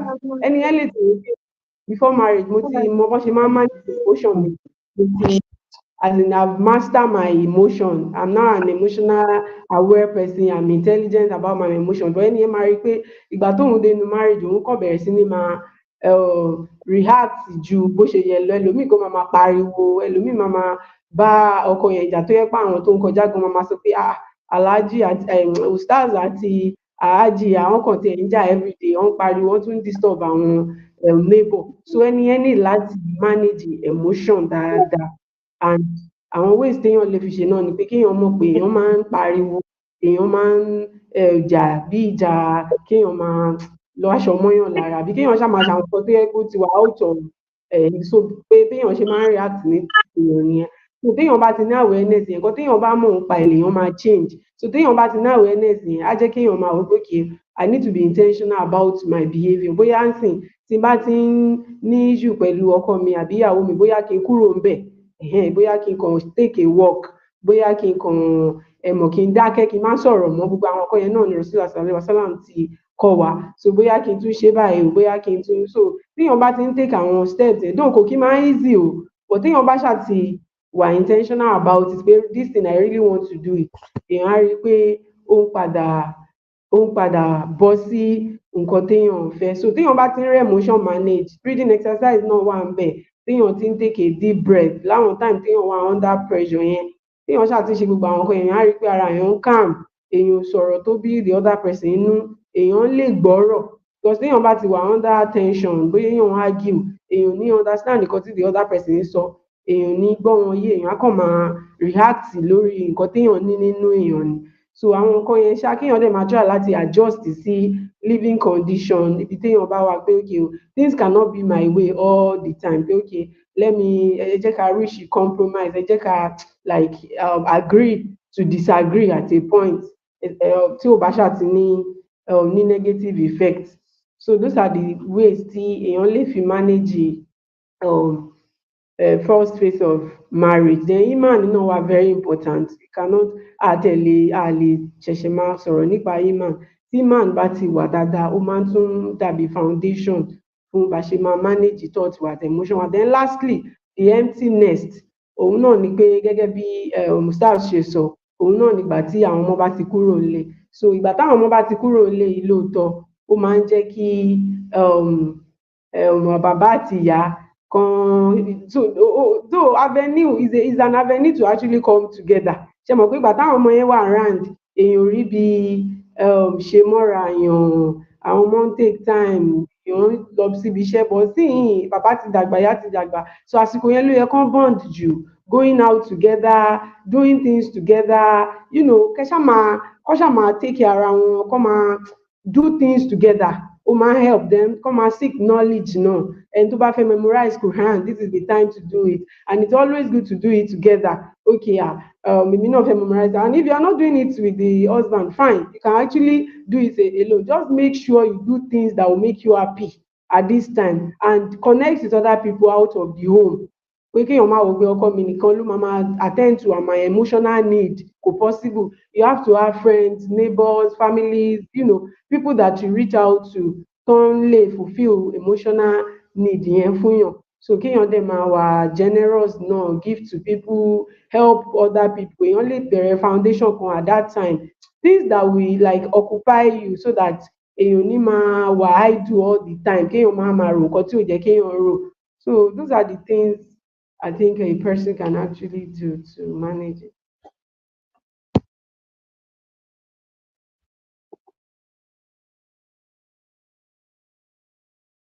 Alhamdulillah, adúpẹ́ lọ́wọ́ àmà wa alájà wa Nafisa Ogunbọ́nà, ẹ ṣeun pẹ̀lú ìdáhùn tí ẹ bá wa dáhùn lórí ìbéèrè. Alhamdulillah, ibi tí a fẹ́ kí wọ́n touch náà ni wọ́n touch, wọ́n bá wa touch ẹ dáadáa. How to manage the stress in marriage. Wọ́n dẹ̀ bá wa touch ẹ dáadáa. Inshallah lọ́ba àṣọ yín ní ẹ̀san rí. Òyìnbó máa ń sọ nǹkan kan. Àmà wa kí ó ṣọlá. Nǹkan tó òyìnbó máa ń sọ ni pé gbogbo apápátá náà la máa ń sọ. Wọ́n ní prevention is better than cure. Wọ́n ní prevention is better than cure. Gbogbo táwọn sọ látàárọ̀ nísìnyí, symptoms of stress tó bá dé, how are we going to manage it? How are we going to Yorùbá wá sọ pé tí stress bá wá dé náà tó, àpá ò lè dàbí ojú ara. Àpá ò lè dàbí ojú ara. So my question is this to you, Mama wa Kioshola. When the English people said prevention is better than cure, mo wá fẹ́ béèrè pé is stress preventable? Tó bá wá rí bẹ́ẹ̀, tó bá yẹ pé stress ó wà preventable, again, then how are we going to prevent it?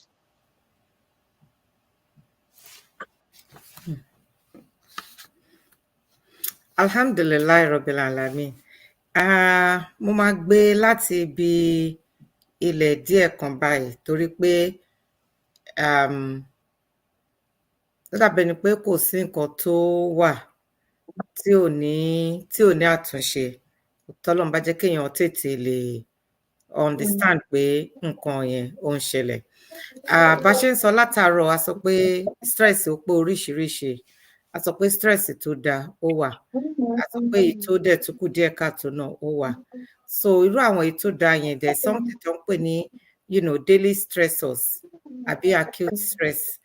Irú yẹn ló jẹ́ pé gbogbo pé bóyá miss bọ́ọ̀sì wa, àbá àwọn ọmọ ò tètè dìde, àbá tètè gbé wọn lọ sí school, àbí mọ́tò wa bàjẹ́ lénìí, àbí nǹkan kan bẹ́ẹ̀ yẹn. Those are regular daily stress ta lè sọ pé after a while tá bá ti attend sí, tí a ti ṣe àwọn nǹkan tó wà stressful yẹn, ara wa máa padà, gbogbo muscles wa tó tense up tí à ń sáré káàkiri yẹn á padà sí ààyè ẹ̀. There's another one tó jẹ́ pé episodic ni, ó máa wá di tá à ń sọ lójoojúmọ́, ó máa wá léraléra tó jẹ́ pé body yẹn kò ráyè láti settle down kémi tó tún ṣẹlẹ̀ kó tó wá di baba ńlá chronic tó jẹ́ pé ó ti wá fi ọba lé ìyẹn. So irú yẹn tó kò sí bí a ṣe sọ pé stress ò ní sí, so we can't do away with it.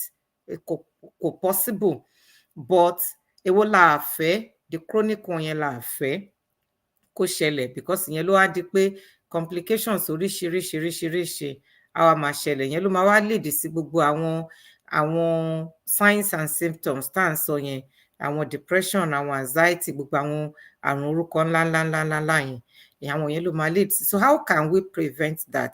Gbogbo bá ṣe lè prevent ẹ̀ náà kò yàtọ̀ púpọ̀ sí gbogbo nǹkan tí àwọn sisters mi tí wọ́n ti sọ yẹn. So we can actually manage stress. We may not be able to kind of, pé we won't have stress. We will have it. We can manage it, and we can prevent the chronic stress. Láti bíi pé ká mú nǹkan lightly, ká gbà pé bí sister mi ṣe sọ islamically lẹ́ẹ̀kan yẹn pé kò sí nǹkan tí Ọlọ́run ò gbé ẹrù tó wúwo lé wa lórí. Ọlọ́run kò dẹ̀ promise wa pé torí pé a ti ń sọ pé a gbàgbọ́ òun ò ní dán wa wò. So pé it's normal part of life ní ká ṣe rí stress. So tá bá rí bẹ́ẹ̀ yẹn, if anything happens, so ká má gbé sáyà jù, ká má dẹ̀ máa wò pé we have to do this, we have to do that, or we have to be perfect. Nobody is perfect. Ọlọ́run ọba nìkan lọ́ba tó perfect, òun nìkan lọ́ba tó gbọ́n tán, òun nìkan lọ́ba tó mọ̀ tán. Tá bá ti mú nǹkan kan lightly, tá wò pé whatever happens is the way Allah wants it at that particular point in time. Can I help it? Yes, then go ahead and help it. Get out of that situation. If you cannot help it, is beyond your own imagination, is beyond your own reasoning.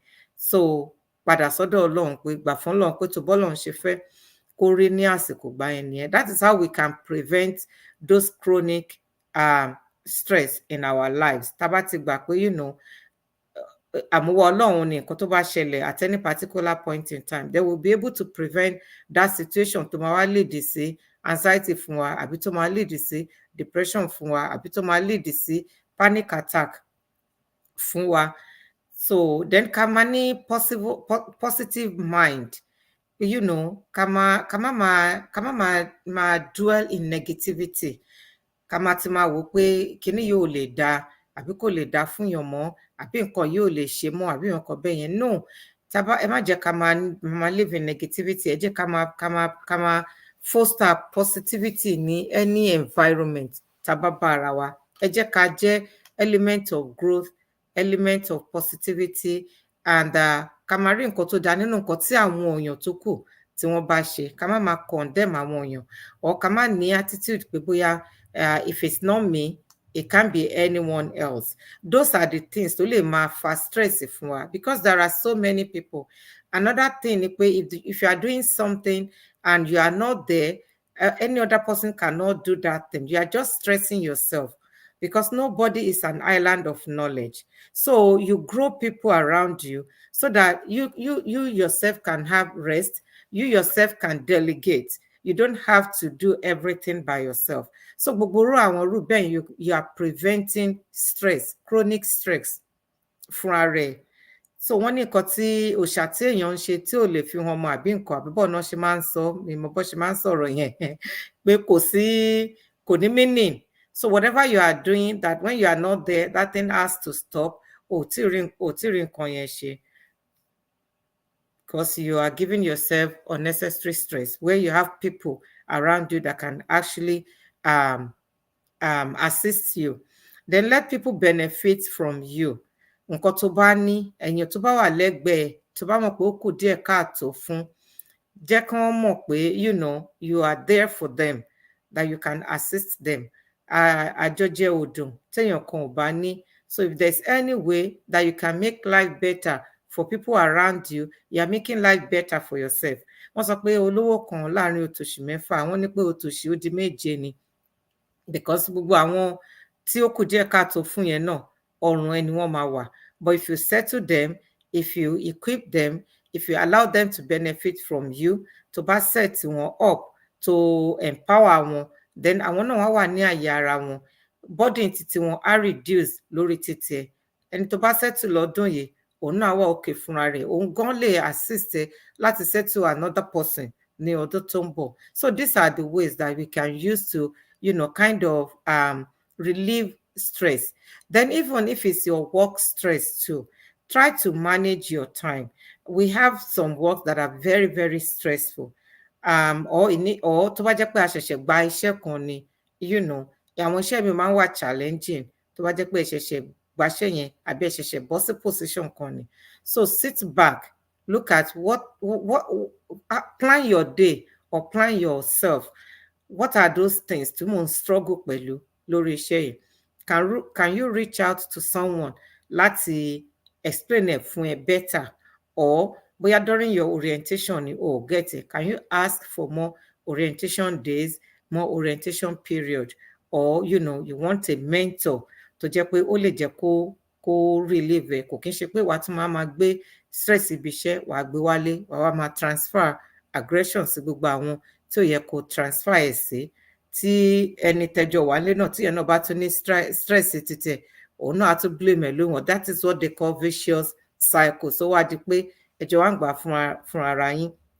So nǹkan tó bá lè mú stress báyàn, tó bá ti lè identify ẹ̀, so then look for the way tó jẹ́ pé o lè fi prevent ẹ̀ from escalating, or o lè fi even stop ẹ̀ rárá pé kó má ṣẹlẹ̀. so irú àwọn nǹkan bẹ́ẹ̀ yẹn ó lè ṣe.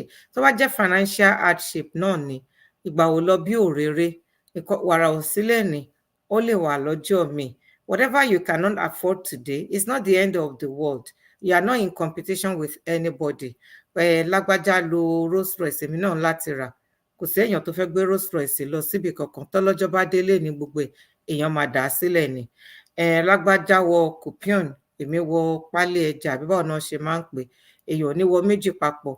Ìyá mi máa sọ pé aṣọ ni wọ́n máa ń rówó ran aṣọ, kò séèyàn tó máa rìn ìhòòhò. So èèyàn kan bá wọ kinní kan kí wọ́n wọ nǹkan kan bẹ́ẹ̀, tó bá ti fún ẹ ní stress nǹkan tó bá ní, wọ̀ ọ́ síbẹ̀ kó lọ. Kìdẹ́ ṣe dandan kó lọ, tó bá lè lọ, sit back in your house, máa ṣàkàrò sọ́lọ́run ẹ̀, mú nǹkan míì ṣe, padà sọ́dọ̀ Ọlọ́run, má wo unnecessary thing, má wo ariwo ọjà. Àbígbà yẹn ló wá ń fún ọkọ ẹ ní unnecessary stress pé báyìí ni ọkọ kinní kan ṣe, àbí báyìí ni ìyàwó kinní kan ṣe, irọ́ tí wọ́n wá ń pa fún ẹ. Then surround yourself with people of like minds. Tó bá jẹ́ pé àwọn tó jẹ́ pé ẹjọ́ máa ṣèrántí Ọlọ́run ni, ẹjọ́ máa pera yín sí ọ̀nà Ọlọ́run ni, ẹjọ́ máa pera yín sí àwọn program tó jẹ́ pé ó lè mú growth and development bá individual, ó lè mú growth and development bá community, ó lè mú growth and development bá àwọn ọmọ yín tẹ̀ ń breed. So those people you should support or surround yourself with those type of people, so that ìwọ náà wàá lè gain one or two things lára wọn tó máa wà beneficial for you, for your home, and for your life generally. So these are the ways that we can prevent stress, those chronic stress, those distress in our lives. There are so many ways we can like go on and on and on and on like that, tó jẹ́ pé kí ilẹ̀ aṣú ilẹ̀ amú tá ní sọ́tàn, but nígbà ara wa ní ààyè tó pọ̀. So màá kàn sọ pé láti round it up, whatever it is not beneficial for us, we should just try to stay away from such things, because such things will not have any positive effect on us other than negative effect. And negative effect is not going to, do any good for us than harm. It will affect our health. It will affect our home. It will affect people tí wọ́n surround wa, and our gangan fúnra wa, it will affect us torí pé níwà okay. If I'm having panic attack now, I won't be able to concentrate. I won't be able to sleep. I won't be able to do things. Bóyá bí iṣẹ́ gan mi ò ní lè lọ. So what is there? Why do I put myself in unnecessary, challenges or unnecessary situation? So ẹ jẹ́ ká mọ limit ara wa, ká mọ ìwọ̀n tá a lè ṣe, so that ní fi ara wa sí difficult situation tí Ọlọ́run fi wá sí. May Allah subhanahu wa ta'ala continue to guide and direct us. Assalamu alaikum. Alhamdulillah rabbil alamin. Mo dúpẹ́ ní ọwọ́ àwa wa alájà níbi alájà sọ ọ̀rọ̀ kan ní ọwọ́ gbẹ̀yìn. Mo fẹ́ mú nǹkan kan jáde ńbẹ̀. Wọ́n ní alájà yẹn sọ pé anything that is not useful, or anything that we know it will not benefit us, so to máa harm wa, we should stay away from that. Okay, now let me now throw the question to Aja Nafisa to Gbọ́rọ̀. Alájà, Aja Nafisa, ẹ dákun lórí ọ̀rọ̀ tí màmá wa kí ó ṣọlá tí wọ́n sọ lọ́wọ́ gbẹ̀yìn yẹn, pé gbogbo nǹkan tó bá jẹ́ pé wá máa mú palára bá wa, pé kéèyàn stay away from it. Okay, any marriage, a marriage that is full of stress, either the stress is coming from the husband or the stress is coming from the wife, and either one of the two has tried a lot to manage to some extent that management ẹ̀yẹn ó ti dópin, ó ti sún kan ògiri. And Almighty Allah, Anabi sallallahu alayhi wa sallam, Anabi sọ pé abghadul halala abghadul halala inda Allahi at-talaq. Ó ní pé nǹkan tó ṣe pé Ọlọ́run bá ṣe lẹ́tọ̀ọ́ fún wa jù, ẹ̀tọ́ ní lọ́dọ̀ Ọlọ́run ọba o, ṣùgbọ́n òun ló ń bí Ọlọ́run ọba nú jù tọ́lọ́run ò láìkẹ́, òun ni divorce. Okay, tí ọkọ àbí ìyàwó bá wá bára wọn nínú situation tó ṣe pé tálájà sọ pé if you know this thing is, it's not good for you, it can harm you, you better stay away from that. So a marriage that's full of stress, either from the husband or the wife, how are we going to do that one? How are we going to manage that one? Bismillahirrahmanirrahim. Alájà wà ń bẹ̀. Naam, ṣé bẹ́ẹ̀ tí ń gbọ́ mi? Bẹ́ẹ̀ni. Ẹ gbọ́ question mi yé dáadáa. Yes, mo gbọ́ yé dáadáa. So a marriage that is full of stress. Ní àwọn méjèèjì dẹ̀ tó ti ń dípò ti fẹ́ máa pa wọ́n lára, gẹ́gẹ́ bí àwọn màmá wa dẹ̀ ṣe sọ pé nǹkan tó bá ti máa kọ́ sí wàhálà. Bẹ́ẹ̀ni. So basically a rí i pé ẹnujọ́ mẹ́ta yìí Ọlọ́run kó ṣe dáadáa fún wa. A rí i pé àwọn èèyàn ń kú gan látara marriage náà nígbà míì. Wọ́n lè ní ọkọ yẹn ó lu ìyàwó yẹn ó kú. Àìkan ṣẹ̀ṣẹ̀ ṣẹlẹ̀ of recent, bóyá UK àbí bonotẹ̀ ló ti ṣẹlẹ̀ tí ìyàwó yẹn ṣàpadà kú ṣá. So ìkan náà lóyún tó yẹ pé ọkọ yẹn náà bá jà, òun sùn sínú room, ìyàwó sùn sí sitting room. Ìgbà tí wọ́n máa fi jíyàwó láàárọ̀ ó ti kú. So gbogbo àwọn nǹkan yìí ni a ṣe wá sọ fáwọn èèyàn pé kíní wa wà very important, as in àwa gangan we have to protect ourselves.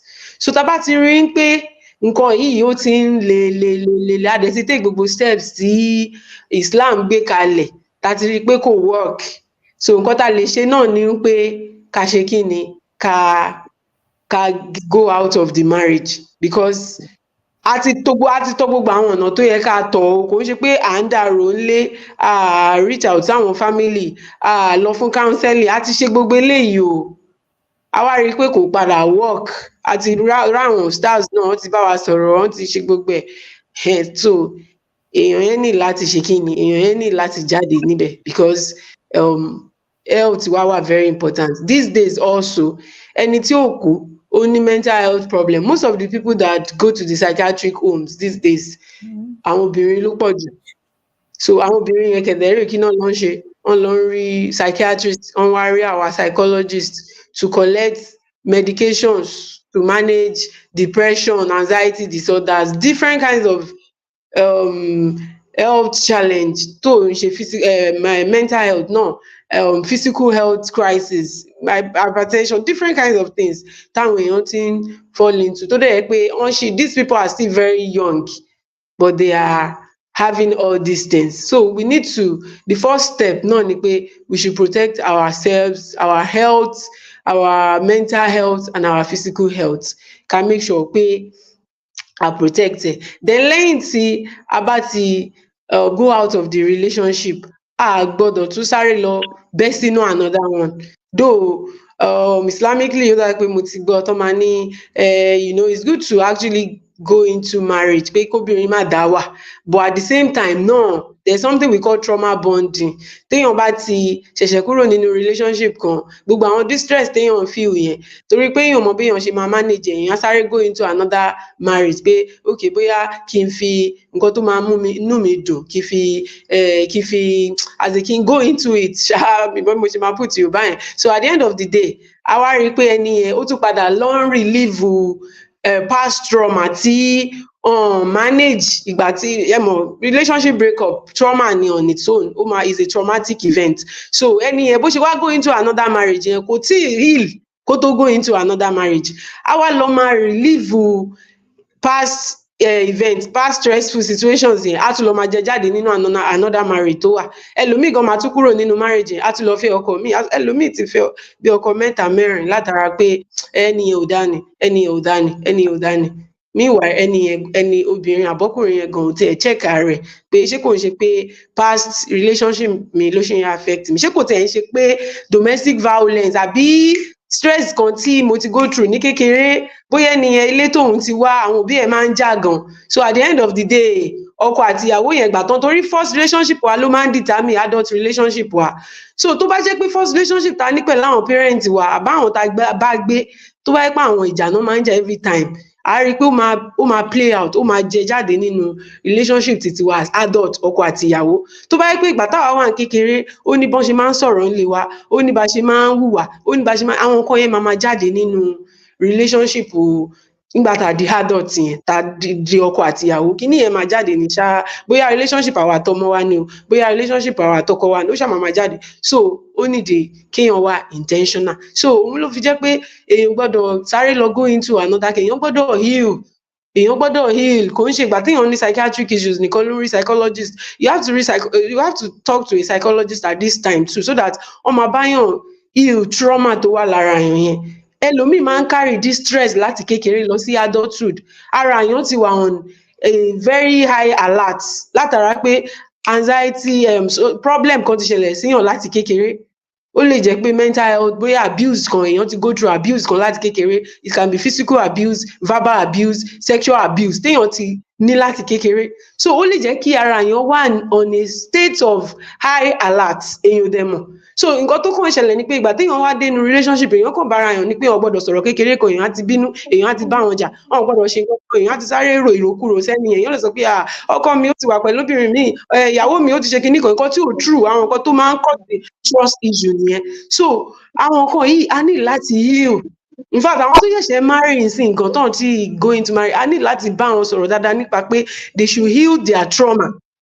before they go into marriage so that kò ní lọ máa jẹ jáde nínú relationship wọn so ẹni tó going from one marriage to another yìí náà ẹni yẹn ní láti heal trauma ẹ̀ kó tó di pé lọ fún another marriage so that is the second step tí ẹni yẹn ní láti take then the third thing ni pé ẹni yẹn ní láti take care rẹ̀ dáadáa because gbogbo àwọn nǹkan tó ń ṣẹlẹ̀ sí wa nílé ayé báyìí brain wa ń record ẹ̀ everything is like èèyàn create a story on a physical level and mental level so ó ti wà nínú brain wa already tí a bá dẹ̀ take ara wa in terms of pé ká gbé mind wa kúrò ń bẹ̀ ká ṣe àwọn nǹkan tó máa jẹ́ ká wà happy tí Islam gbé kalẹ̀ o tó jẹ́ halal o ká ṣe gbogbo àwọn nǹkan yẹn ká gbé mind wa kúrò ká ṣe àwọn nǹkan míì téèyàn máa rí bí luxury nǹkan tó máa jẹ́ kí èèyàn heal ni ká bóyá going out to maybe going to hajj too it's part of it kéèyàn change environment pé I want to do new things I want to meet new people I want to so gbogbo àwọn nǹkan yẹn téèyàn bá achieve ẹ̀ á rí i pé brain wa máa ṣiṣẹ́ yàtọ̀ then kéèyàn máa ro dáadáa ṣèmọ̀ pé Ọlọ́run ọba náà ló sọ pé to my servant as he thinks of me so ó ní pé èèyàn gbọ́dọ̀ máa ro dáadáa ká má máa jẹ́ kí past relationship wa define nǹkan tá a fẹ́ ṣe going forward torí ẹlòmíì ti wà stuck nǹkan tó ṣẹlẹ̀ sí ẹnìyẹn in the past ẹ̀hún lẹ́nìyẹn ṣì ń relive ní present moment yìí kan lè the person cannot see opportunity kan lè wáṣẹ́ lè ṣe nǹkan kan ṣáà ti wà stuck ẹni ò lè meet new people tó má ti meet new people báyìí àwọn máa já ni there are people like that tó sì ní anxiety as a result of àwọn nǹkan tó ti ṣẹlẹ̀ sí wọn in the past yẹn so èèyàn gbọ́dọ̀ tọ́jú ara èèyàn dáadáa kéèyàn jẹ́ káwọn psychologist check èèyàn àtàwọn medical expert pé ṣé nǹkan kò ṣe mí am I okay tá a bá rí gbogbo àwọn nǹkan yẹn ṣe a rí i pé if you are not going into another marriage àbí èèyàn máa wà okay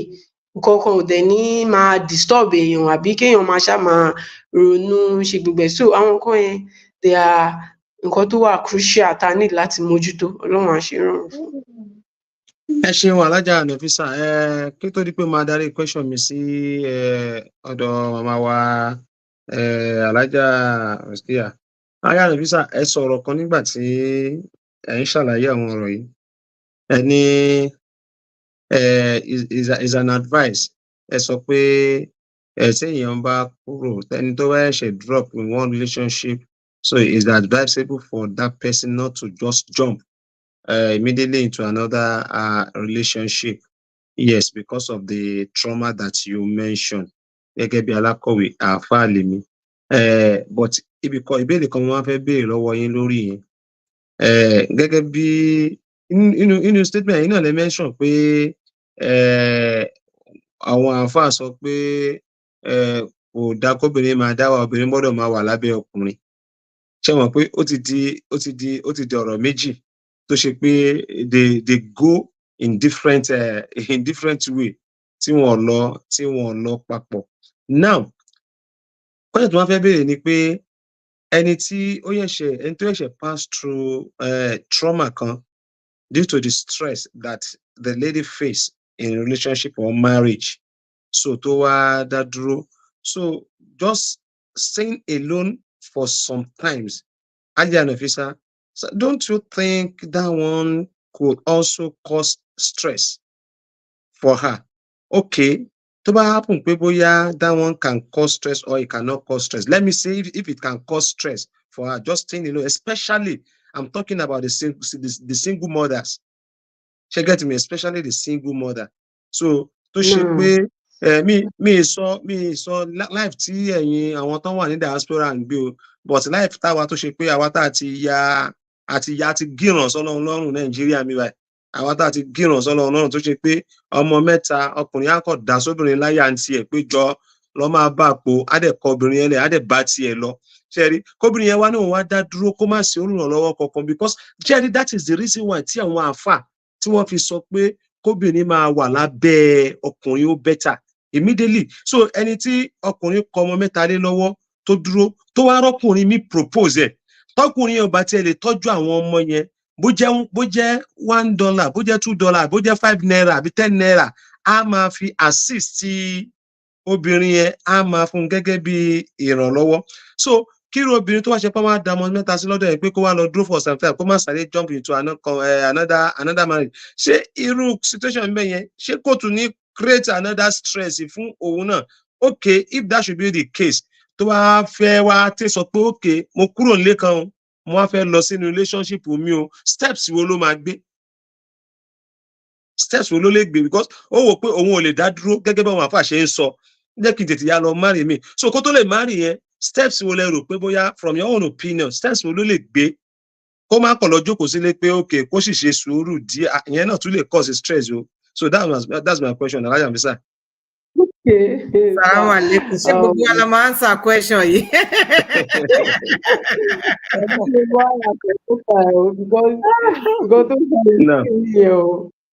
Nǹkan tó ṣẹlẹ̀ sí nìyẹn o, a rí obìnrin tó ń dátọ̀ ọmọ méje, a rí obìnrin tó ń dátọ̀ ọmọ 5, ọmọ 4 in the name of pé dóò títí wọn ò ń ṣe pé wọ́n fẹ́ go into another kìíní o, pé bóyá torí trauma bond tí mo sọ, ẹlòmíì kan máa wò pé wo ó ti sú mi jàre, mi ò tiẹ̀ marry mọ́, jẹ́ kí n ṣàtẹ̀ máa tọ́ àwọn ọmọ mi kí n gbà fọ́lọ́run kíníkan. Nǹkan tí mo máa sọ lórí first question tẹ́ kọ́kọ́ sọ ni pé ṣẹ́rí all of us we need to know that we are not fine. Islam gbé kalẹ̀ pé ká wà lábẹ́ ọkùnrin, kọ́ máa tọ́jú wa, kọ́ máa fún wa ní owó, kọ́ máa fún wa everything. But alákọ̀ọ́kọ́ ná, ẹ má yẹ ká believe pé ẹnìkan ló máa mú wa wà happy. Yes, we have to be happy. As in, happiness is internal job, is an attitude, is a state of mind. So kò ń ṣe pé okay when I'm in marriage I will be happy. A lot of people wọ́n ti wà disappointed, wọ́n ti rí pé mo tiẹ̀ ti ṣe mistake, because it's good to get married o, everybody but kò mean pé àwọn nǹkan tá à ń ṣe yẹn, having money, being in marital relationship, having a career, on enhance the happiness wa ni. Àwa ti ní joy yẹn within us.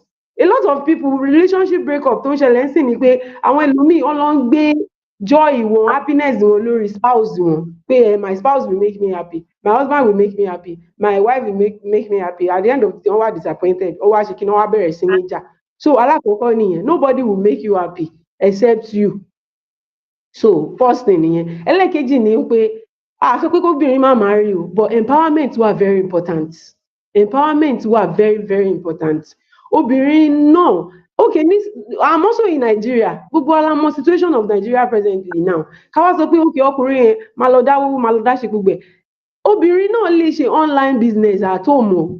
obìnrin lè ní what's it called, obìnrin lè ní daycare ńlé o tó máa rówó, obìnrin lè ṣe lot of little things. A sọ pé kóbìnrin máa wá lọ ṣiṣẹ́ bí tọkùnrin àbí ẹni tó bá rí pé òun ní strength ẹ̀ náà anyway, but bí Islam ṣe gbé kalẹ̀ rí ni pé àrìjálù qawwamuna 'ala an-nisa, ó gbé owó funfun yẹn náà sínú ẹ̀, ó gbé ìmáa submit ara yẹn, ó gbé gbogbo ẹ̀ sínú ẹ̀, but obìnrin yẹn náà ní láti máa rí díẹ̀ so that anything can happen. Even tẹ́ni ò bá kúrò nínú marriage tọkọ yẹn bá kú ńkọ́, wọ́n máa sọ pé a máa pe ẹ̀gbọ́n ọkọ wa lénìí kó wá fún wa lóúnjẹ lénìí, a máa pàbúrò wọn kó wá fún wa lóúnjẹ lọ́la. Ó wà stressful gan. Tẹ́ bá sọ pé the other one yẹn wà stressful, eléyìí náà wà stressful. So ó fi jẹ́ pé obìnrin gbọ́dọ̀ wà empowered, and a dẹ̀ ti rí gbogbo nǹkan tó ń ṣẹlẹ̀ sí gan tó yẹ pé ọkùnrin kan máa disappoint obìnrin gẹ́gẹ́ bẹ́ẹ̀ náà ṣe sọ. Ọkọ àtìyàwó ni wọ́n, ọkùnrin ò dẹ̀ ní gbé bùkátà kankan, obìnrin yẹn ló máa rán ọmọ lọ sí school, ló máa ifá ó wà frustrating. Wọ́n dẹ̀ jọ wà nínú marriage,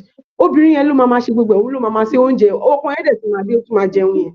Cases like that ó pọ̀ gan dancing in Nigeria. So irú yẹn náà sì ó wà frustrating, even though the person is presently in the marriage but kò wà happy because nǹkan tó ń gbé yẹn ó ti ju agbára ẹ̀ lọ, ọkùnrin ló yẹ kó máa ṣe. So a sọ pé kóbìnrin lọ jókòó kó má fẹ́ ọkọ, no, but as a psychologist we know the way the brain works. Téèyàn bá ti go through challenge, any external thing tó bá ti wà stressful fẹ́yàn, téèyàn ti bẹ̀rẹ̀ sí ní máa lose sleep, tó ti ń withdraw from people, kò fẹ́ báwọn èèyàn sọ̀rọ̀, kò fẹ́ jẹun dáadáa, àbó ń jẹun ju gbogbo àwọn nǹkan tí ìyàwó mention the other time yẹn, ẹnìyẹn need láti rí therapist tó máa help ẹ̀. Okay, I have some people tó yẹ pé wọ́n ti rí ẹni tán fẹ́, in fact ọkọ wọn yẹn gan ló máa sanwó fún therapy pé torí pé ó ti kúrò nínú relationship ó fẹ́ bọ́ sí mi, mo mọ̀ pé nǹkan kan máa dà ẹ́ láàmú, ó lè lọ affect relationship, gba owó lọ ṣe therapy. I've seen people like that, even though the husband gangan ló sanwó, ẹni yẹn dẹ̀ ń ṣe therapy yẹn, wọ́n dẹ̀ fi ọjọ́ nìka yẹn síwájú pé tẹ́ni yẹn bá ti ṣe therapy yẹn tán bóyá 2 months after àbí 3 months a máa wá ṣe nìka, because ẹni yẹn understand the way the brain works. So that is also a good way to go about it, but we need to treat ourselves. Ẹ má yẹ ká tanra wa. Gbogbo àwọn èèyàn tó máa hide under the ọ̀rọ̀ ẹ̀sìn, at the end of the day àwọn ẹni yẹn gangan náà, a ti rí àwọn èèyàn níbi ìbàdí tó yẹ kó máa yọ jab kúrò lórí, wọ́n máa ní pé ọkọ àwọn traumatize àwọn, ọ̀dẹ̀ ní borí mọ́, ní ṣe anything mọ́, wọ́n dẹ̀ go into marriage o, àbí pé ó dáa kóbìnrin má dá wà, ẹni yẹn go into marriage gbọ̀gbà tó débẹ̀ orí ẹ̀ ti ká má sọ pé orí èèyàn yìí bí orí èèyàn àbí ẹni tó ti ẹni yẹn kàn yọ gbogbo ìjáàbù dànù pé omi ò tẹ márì mọ́ ọgbọ́n, ẹ jẹ́ kí n máa, ẹni yẹn dẹ̀ rìn káàkiri àbí another thing tó lè ṣẹlẹ̀ síyàn. So torí ẹ̀ a sọ pé kéèyàn máa ṣe kìíní bọ̀ kó tó di pé èèyàn wá dé stage pé orí èèyàn wá dàrú yẹn, àbí èèyàn wá ń dá sọ̀rọ̀, àbẹ́ni yẹn wá ní àájìyà ò báwọn èèyàn sọ̀rọ̀ mọ́ nínú ilé, níṣẹ́ náà dájú kó hàn gbálẹ̀ mọ́, wọn ṣe nǹkan kan mọ́. So ẹ jẹ́ ká tètè ṣe kíni, ká tètè múra sí ẹni yẹn kó tó di pé ó lọ bọ́ sí mental disorder. So èèyàn lè lọ fún therapy láì ṣe pé bóyá orí èèyàn yìí pé èèyàn kúrò nínú relationship, èèyàn dẹ̀ lè marry but kéèyàn ṣàṣe therapy yẹn lèmi emphasize, èèyàn lè ṣe in marriage. Then the second thing tí ẹ béèrè òun náà ni pé ṣé tẹ́ni yẹn bá wá eventually want to go into marriage pé kí ni àwọn steps téèyàn yẹn lè take àbí. Yes. So tó bá yẹ pé àwa náà. ẹ ti mention ọ̀pọ̀lọpọ̀ ẹ̀ náà. Go to you should see the therapist, follow therapist, kó wà empowered. Àwọn nǹkan tí mo fẹ́ gbọ́ náà nìyẹn. That is why mo ṣe fi ọ̀pá bọ inú ìlú. Mo mọ̀ pé tí má kọ̀pá bọ inú ìlú ìlú máa fọhùn. Ọ̀pọ̀lọpọ̀ nǹkan tí mo fẹ́ gbọ́ náà lẹ́ti mention. Bóyá àwọn màmá wa tún ní 1 or 2 contributions to that. Bismillah, Alájà Akínsọ́lá. Okay. Go ahead, Sister Rizky Adabefesoro. Go ahead. I just have a quick one that Omar ruminates lọ́kàn mi púpọ̀ pé we focus on one gender a lot and we forget the other gender. It takes 2 to tango. Tí àwọn àfáà bá sọ pé kóbìnrin yẹn tètè kó lábẹ́ ọkọ, kí làwọn àfáà sọ fọ́kùnrin tó kọ ìyàwó lẹ̀ tọmọtọmọ? Is it just one person that is going to stand in front of Allah and give account of what you did? Because still being back in marriage, for example, that person should never, ever be financially disadvantaged.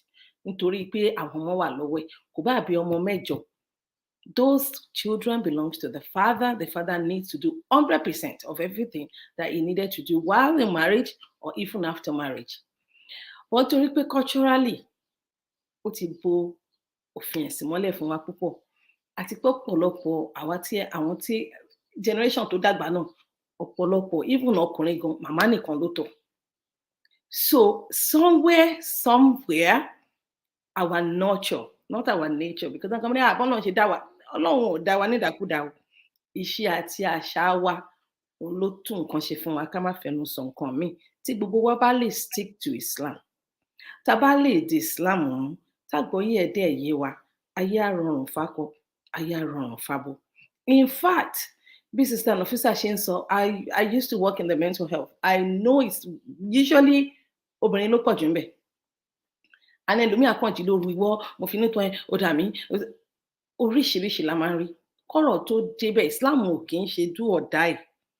And that thing, I feel like we have, culture wa ti jẹ́ ká push ara wa títí tá bá ti dọ̀tá ara wa, tẹ́nìkan ò bá ti ṣèṣe, tẹ́nìkan ò tí fọ́ kinní mọ́ ẹnìkan lọ́rùn, tí kinní kan ò tí ṣe bákan, ìtúká yẹn kò kí ń ṣe ṣe. Ẹ má jẹ́ ká gbàgbé laqad kana lakum fi rasulillahi uswatun hasana. Ní ọ̀dẹ̀ Ànábì Muhammad sallallahu alayhi wa sallam. Divorce ṣẹlẹ̀ o. Zaid àti Zainab, tá a fẹ́ sọ pé ó jẹ́ aláburú nínú àwọn méjèèjì. Even sometimes the man is good and the man is good, the woman is good. It is just their combination that is wrong. They might not be compatible at all. Why do we have to wait until tí gbogbo nǹkan bá bàjẹ́? Tó bá tún wá bàjẹ́ ni àwọn kan tí wọ́n máa take advantage. A man that left a woman with kids, I know àfà tó máa wá pé láyé kò sí tó jọ lágbájá, ìwọ ló máa take care báyìí nǹkan tí Islam sọ lélẹ̀.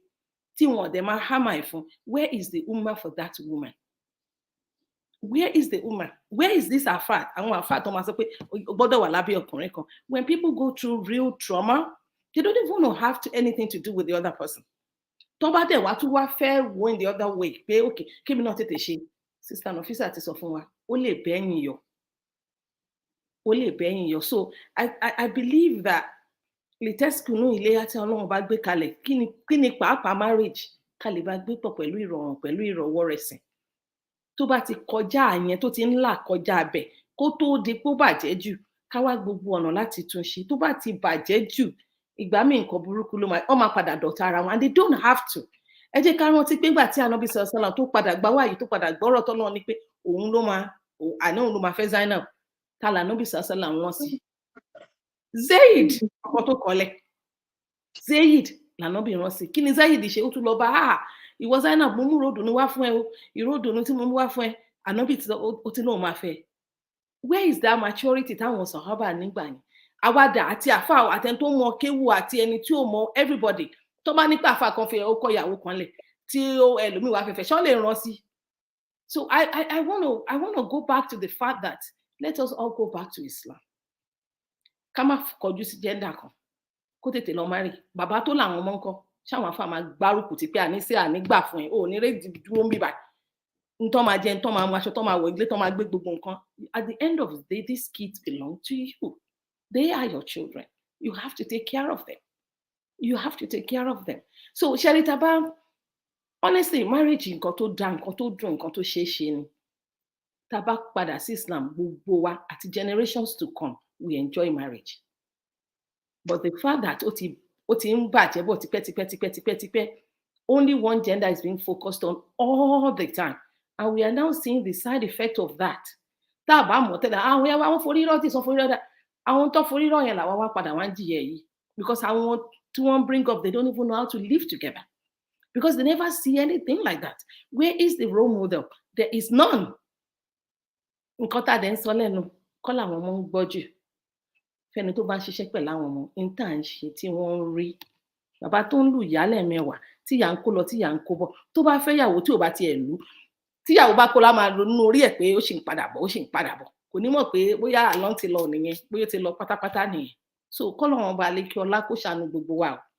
Kó jẹ́ ká lè padà sí Islam, torí Islam ti gbé kalẹ̀ tó dẹ̀ rọrùn, tó dẹ̀ ṣeé ṣe. Tí ò dẹ̀ nira. You don't have to.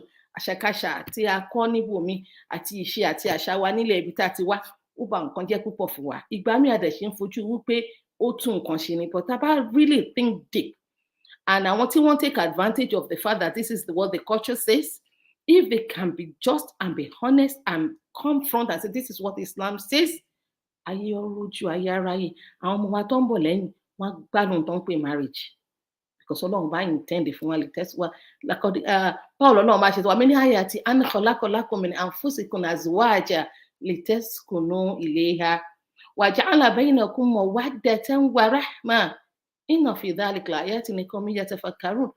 That definition is lost in most homes today. We need to go back to that. Ọlọ́run bọba lẹkẹ ọlá kó ṣàánú fún wa kó gbà fún wa. Ó ṣe ní rọrùn. Mo máa wà very passionate when it comes to relationships and marriage and everything like that because it's kind of my field. Ọlọ́run bá ṣe ní rọrùn.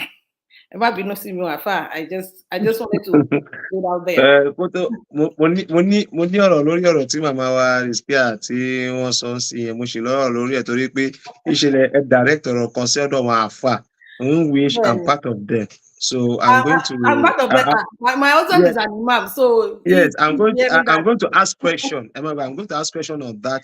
At the same time, give response to what you've said, inshallah. But kí n tó lọ síbẹ̀, bóyá alájà màmá wa kí ìṣẹ́lá bóyá ní contribution sí ẹ̀rọ tó wà lẹ́yìn.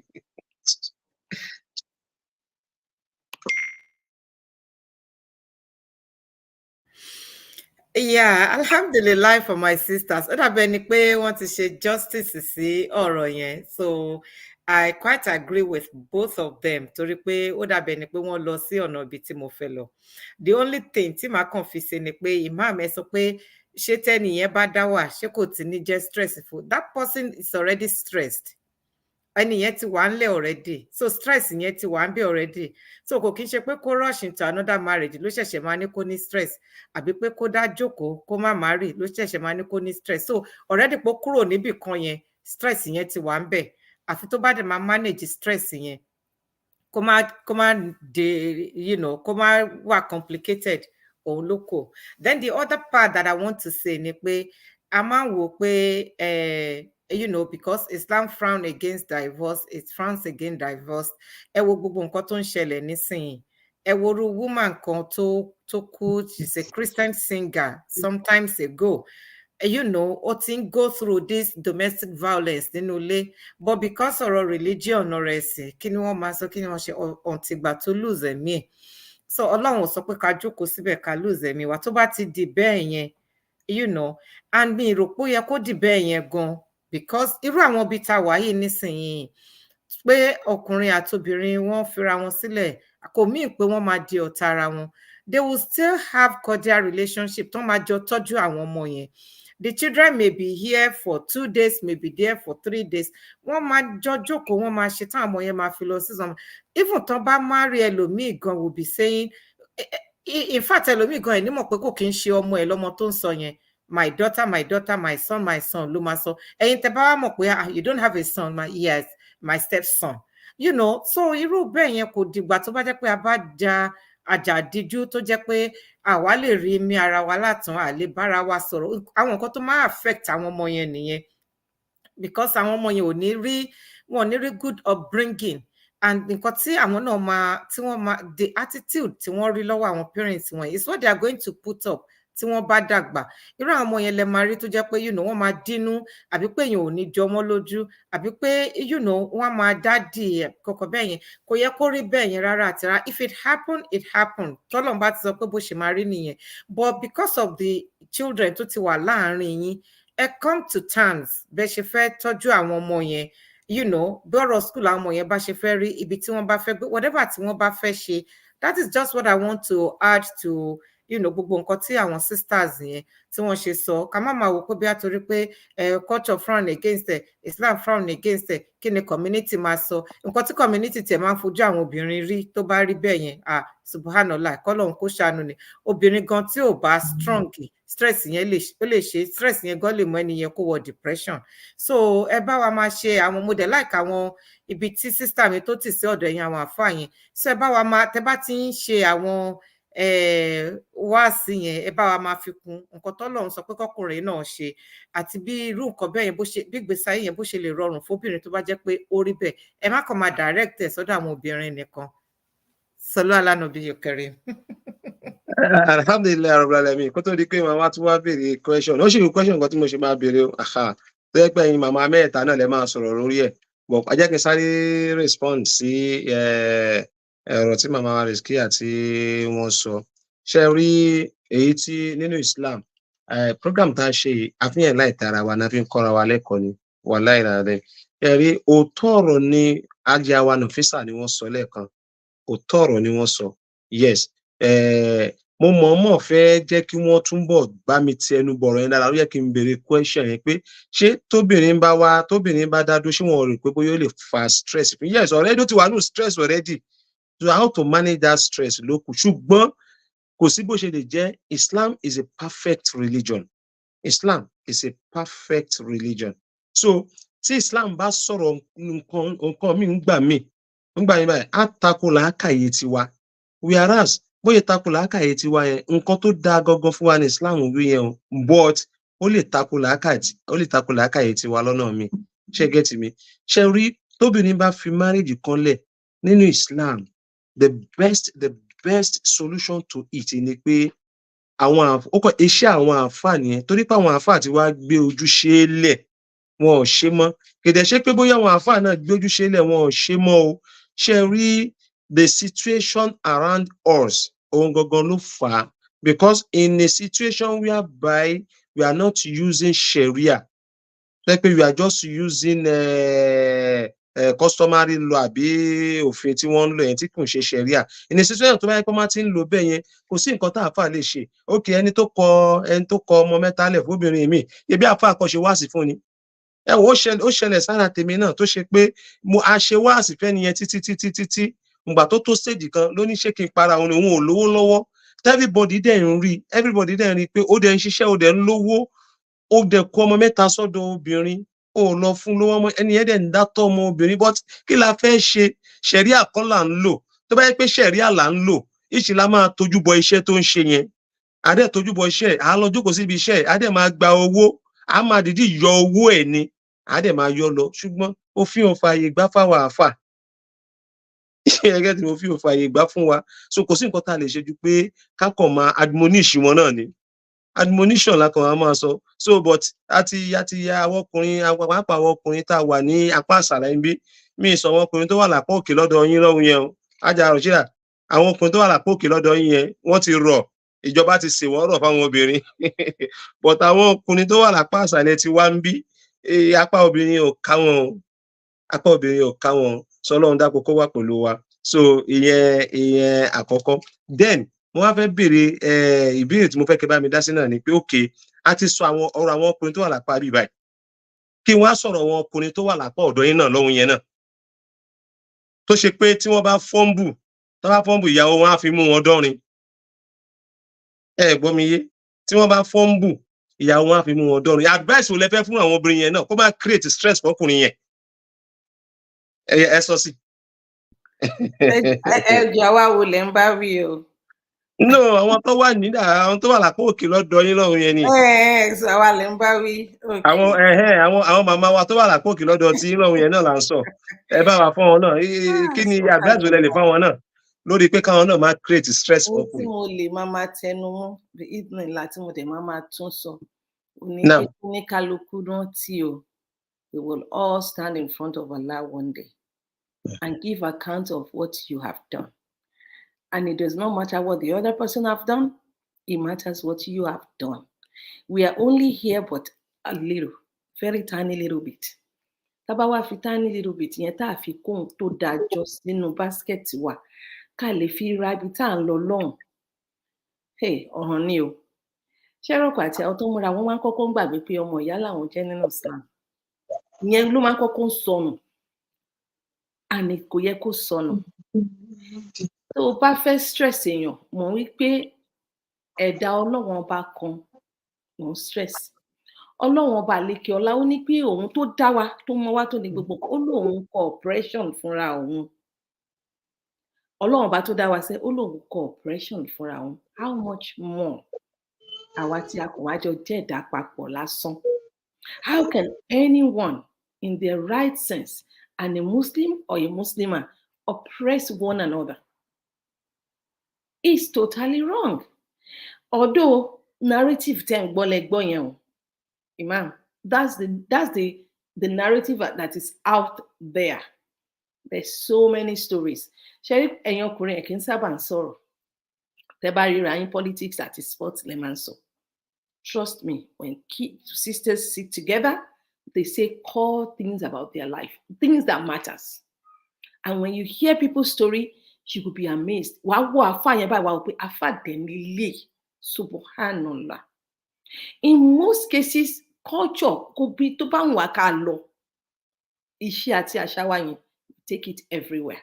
Ẹ má wá gbàgbé bí òfin ìlú yìí ṣe tó, mo sọ fẹ́nìkan jọ́ kan, mo ní bí òfin ìlú òyìnbó ṣe múra tó yìí, kò sí tó dáa tó òfin Islam. Ṣé fẹ́ gbọ́? Bí òfin, bóyá kí n fún yín ní the other side of the òfin ìlú òyìnbó.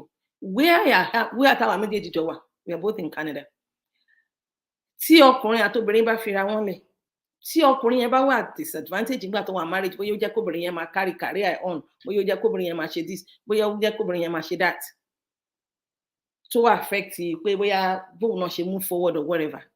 Do you know the government will ask the woman to be paying spousal support to this man? Spousal support. Òun ló ń pa owó jù, òun ló ti níṣẹ́ gidi, òun ló ti ṣe bóyá ọkùnrin yẹn wà nígbà yẹn tí ó ń tọ́jú àwọn ọmọ yẹn àbí tó ń gbá ọmọ lọ school, tó ń ṣe gbá, tó ń ṣàgbọ̀n. So àwọn òfin lóyìnbó táwọn èèyàn máa ń sọ kò really cater fóbìnrin tán. In fact, tó bá rò dáadáa, even tó bá jẹ́ pé òun ní ó máa san spousal support fọ́kùnrin, ẹ wá rọ́kùnrin mùsùlùmí, èmi nìkan lọ́wọ́, tó máa wá sọ pé òun fẹ́ gba spousal support lọ́wọ́ ìyàwó òun torí pé ó ń pawó ju òun lọ. Is that a Muslim? Ṣọ́kùnrin mùsùlùmí náà dẹ̀ nìyẹn. Ṣé yẹn make any sense? Even ọkùnrin Yorùbá níbi tá a ti wá, ó wá sọ pé torí ìyàwó kan kọ̀ mí lẹ́ o, ó dẹ̀ ń pawó jù mí lọ o, mo fẹ́ máa lọ gbowó lọ́wọ́ ẹ̀. That's one. Number two, even when they ask the man to pay for the children, like the child support, they will consider the woman's earnings as well. So wọn ò ní ní kọkùnrin yẹn gbọ́ 100% o, wọn ò ní ní ó gbọ́ rárá àti rárá ni. So àwòye tó ń pa, wọ́n ti ní timetable, Canada ní timetable fún iye tó ní kálukú máa ń pa. This is how much you earn annually, ọmọ kan, ọmọ méjì, ọmọ mẹ́ta, ọmọ mẹ́rin, bó bá ṣe pọ̀ tó, wọ́n ti ní iye tó máa kọ síbẹ̀ pé iye tó máa san nìyẹn, because wọ́n á ní pé òun náà máa jẹun, ó máa wọṣọ, ó máa ṣe, wọn ò ní gbà ṣòkòtò nídìí ẹ̀ o. The story we hear sometimes are not true stories. The real stories is that the government here looked after everybody. Number one. Number two, kò kí ń ṣòfin ẹ̀sìn Ọlọ́run bá ṣe, kò lè dá tó fin Islam. Kò lè dá, kò sí bó ṣe lè hùn kórí, kò lè dá bí òfin Islam. Òfin Islam ni pé gbọ́ gbogbo bùkátà ẹ̀. Obìnrin mi better off without the man, to be honest with you. Better off without that man that is actually irú ẹni tẹ̀ ṣàlàyé yẹn sí. What's the purpose of that marriage? You are there, you are in agony, and you are catering for yourself. And then one man actually máa jẹun sí ẹ lọ́rùn. What's the point? Seriously, do you think the kid, àwọn ọmọkùnrin tó ń tọ́ nínú ilé yẹn ti ń kọ́ wọn ní responsibility? Àwọn obìnrin tó ń tọ́ nínú ilé yẹn ti sọ fún wọn pé wọn mọ right tọkọ wọn máa ní lórí wọn, wọn mọ responsibility torí wọn máa ní lórí wọn. Obìnrin yẹn má jẹ́ ń tọ̀ yín, kò sí bí ó ṣe ní máa kanra, kò sí ní bí ó ṣe ní máa sọ̀rọ̀ bàbá àwọn ọmọ yẹn lójú àwọn ọmọ yẹn láìda.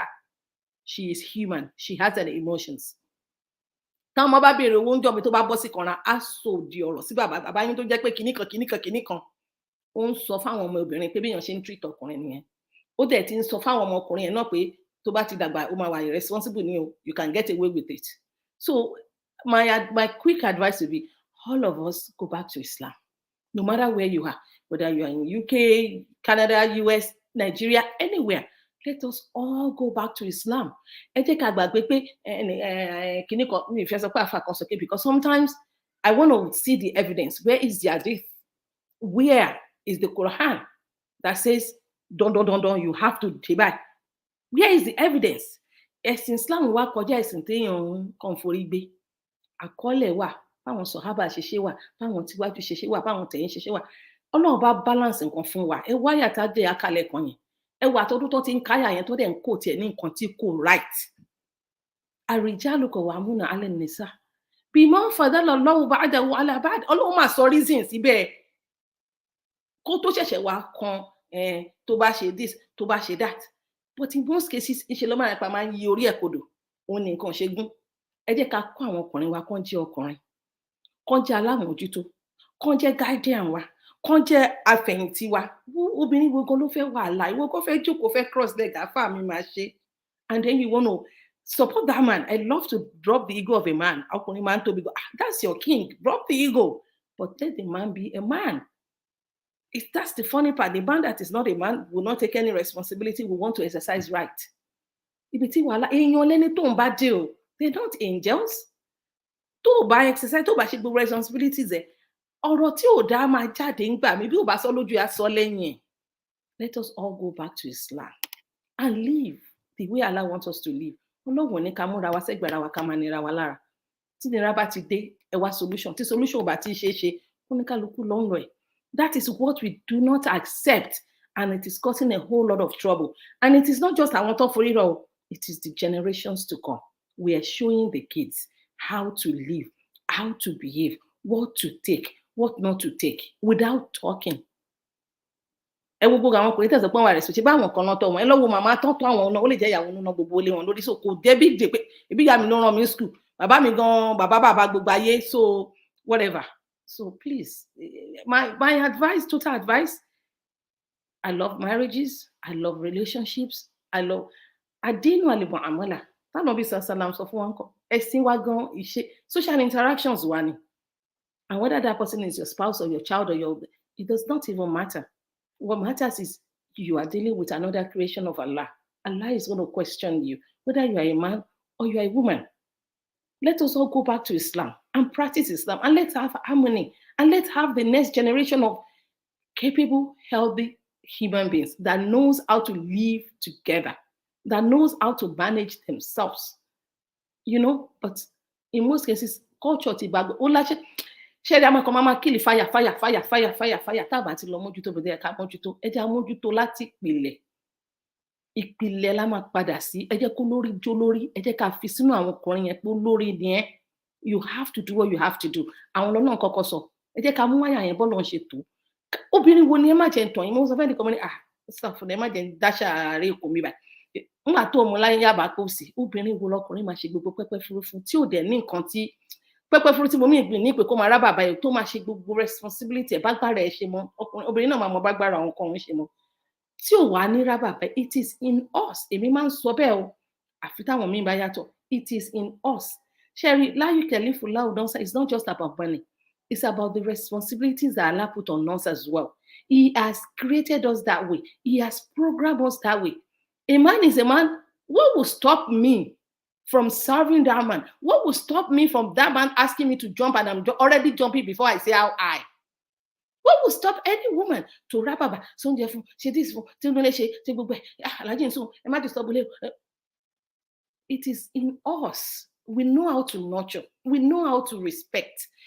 Culture jakujaku ń kọ́ wa ní nǹkan míì sí o. Ó máa ń backfire. Why would you want to figagbága pẹ̀lú ọkùnrin kan ẹnìkan gbọ́dọ̀ jẹ́ olórí? Even tá a bá pé méjì tá à ń rìn ànábì ní ká mẹ́ni tó máa já mi rò wá. Let alone kájọ fẹ́ gbé ìgbésí ayé. So àbí rẹ̀ má bínú Imam ẹ̀ má bínú. My submission is always say go back to Islam. Gbogbo ẹ̀ láǹsà wà fún káyé díjú sẹ́gbẹ́ kan ká máa fẹ̀tẹ́lẹ̀ ká máa pàlàpàlàpà olórí dúró lólórí olórí dúró ẹlòmíì àti jẹ gbọmọ ní kíní ẹlòmíì gan àfà tó ń kó ìwà tó dẹ̀ ń wúnu lé is nothing to write home about.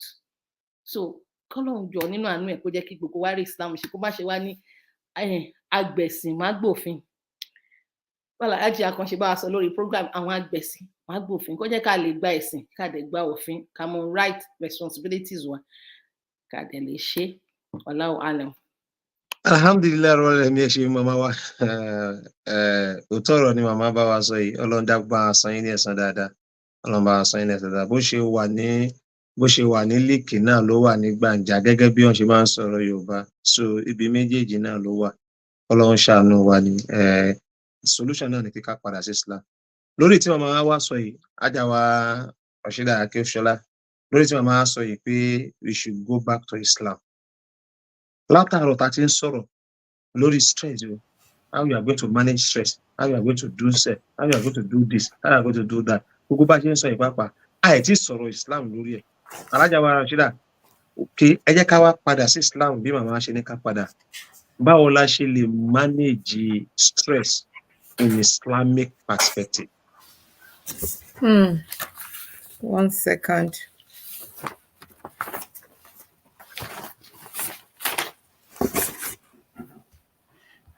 Sorry.